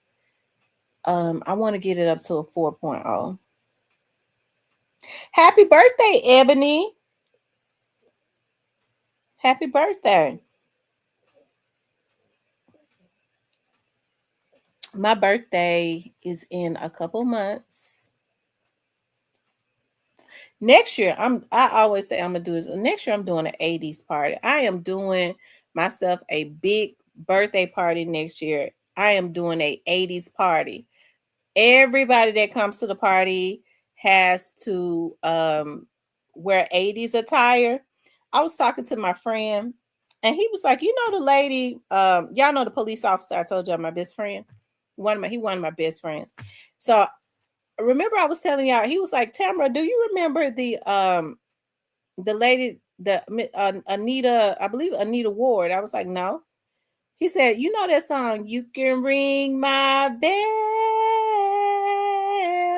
Ring My Bell." I was like, "Yeah, I love that song." He was like, "She was like had like a one-hit wonder." He was like, one of the officers that, one of my closest friends that work at the precinct with me, that's his mama. I said, "Are you serious?" He was like, yeah, that's his mama. He was like, we just know her as Mama Anita. Y'all, when he said that, the first thing that came to, I was like, she in Memphis? He's like, yeah. She was like, she was like a one-hit wonder. Then she went on to be a school teacher. Now she retired. Y'all, I am going to ask her to how much she would charge and get her to be one, because that definitely was like a 80s hit. You can ring my bell. I had no idea that she was from Memphis. I'm gonna get her to perform that song at my 80s birthday party next year. And everybody comes, because I love growing up in the 80s. Like, I had so much fun growing up. I really would love for the OJs, but I can't afford the OJs. I'm gonna tell y'all that right now. I know I can't afford them, and they say that poor thing, they got so old, they be falling all off stage and stuff. So y'all help me think of another one hit wonder. Um, I'm gonna ask her, and who else is a one hit wonder that was jamming in the 80s? That's from around the Memphis area. I wish I could get Al Green. Al Green used to look at my gospel show. I would have to ask Reverend Green to do it for free, because I can't afford him. I already know I ain't gonna be able to afford him. So he'd have to do it. He'd have to do it just on the love of coming in, just doing love and happiness. Just doing a couple verses for love and happiness. Al Green, Love and Happiness was like a 70s hit though, right? What kind of songs, what kind of hits did Al Green have in the 80s? I want some 80s songs. Let me see, one hit wonders in the 80s.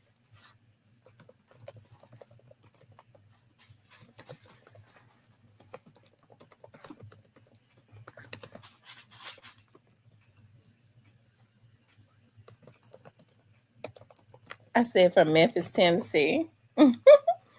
Let's see. Oh,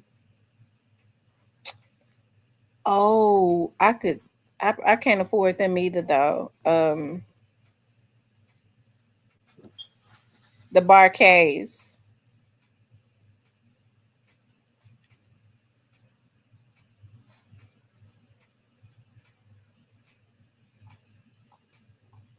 Carla Thomas. Carla Thomas is from Memphis, but Carla Thomas was more like a 60s and 70s person.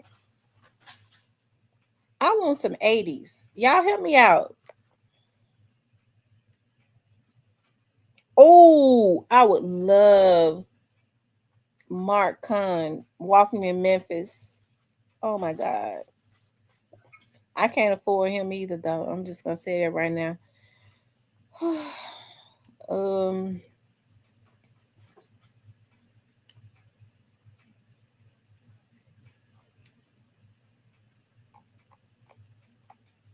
yeah, if I would, I mean, I wish I could get like Atlantic Star, because they were hidden in the 80s to come and perform a few songs. Secret Love, Secret Lovers. This, I love this song. Um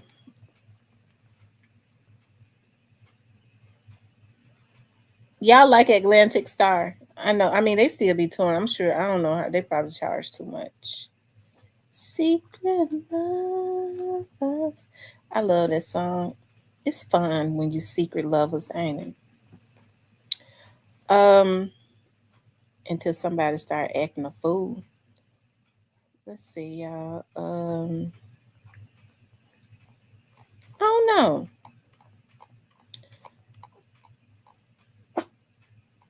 It ain't other than her. Um, Atlantic Star. I would love. It's a lot of. I love the 80s music because I remember I was old enough to remember it. Hold on.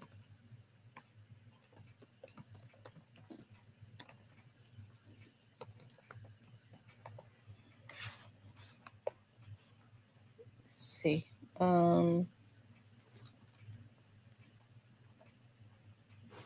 That's what I'm getting ready to listen to in a few minutes. Some 80s groove music.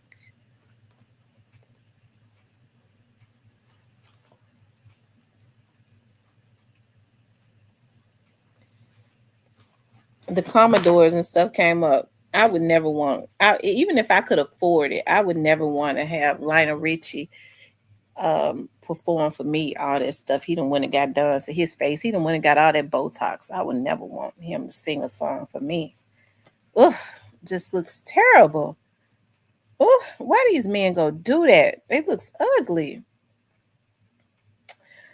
Um. Anyways, y'all. Oh, I got to get off here so I can go get me something to eat. I'm so hungry. I am so freaking hungry. And then I gotta come and finish up my work.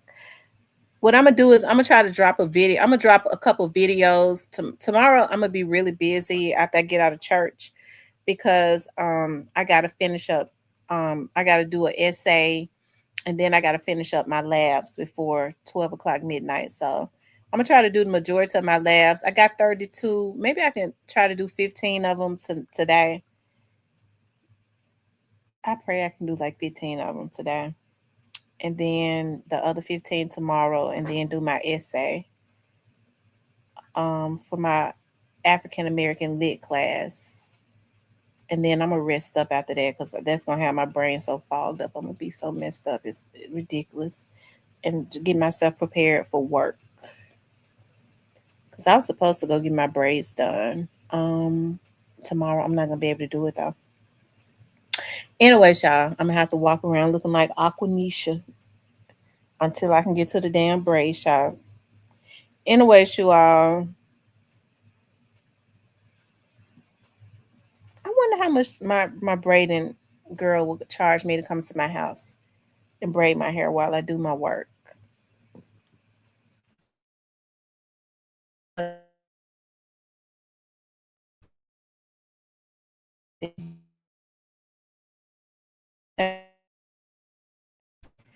Anyway, y'all, I love you all. Y'all have a good Saturday. Be safe and all of those good things. I'm getting ready to go get me some pho, some shrimp pho. That's Vietnamese good broth and shrimp and stuff.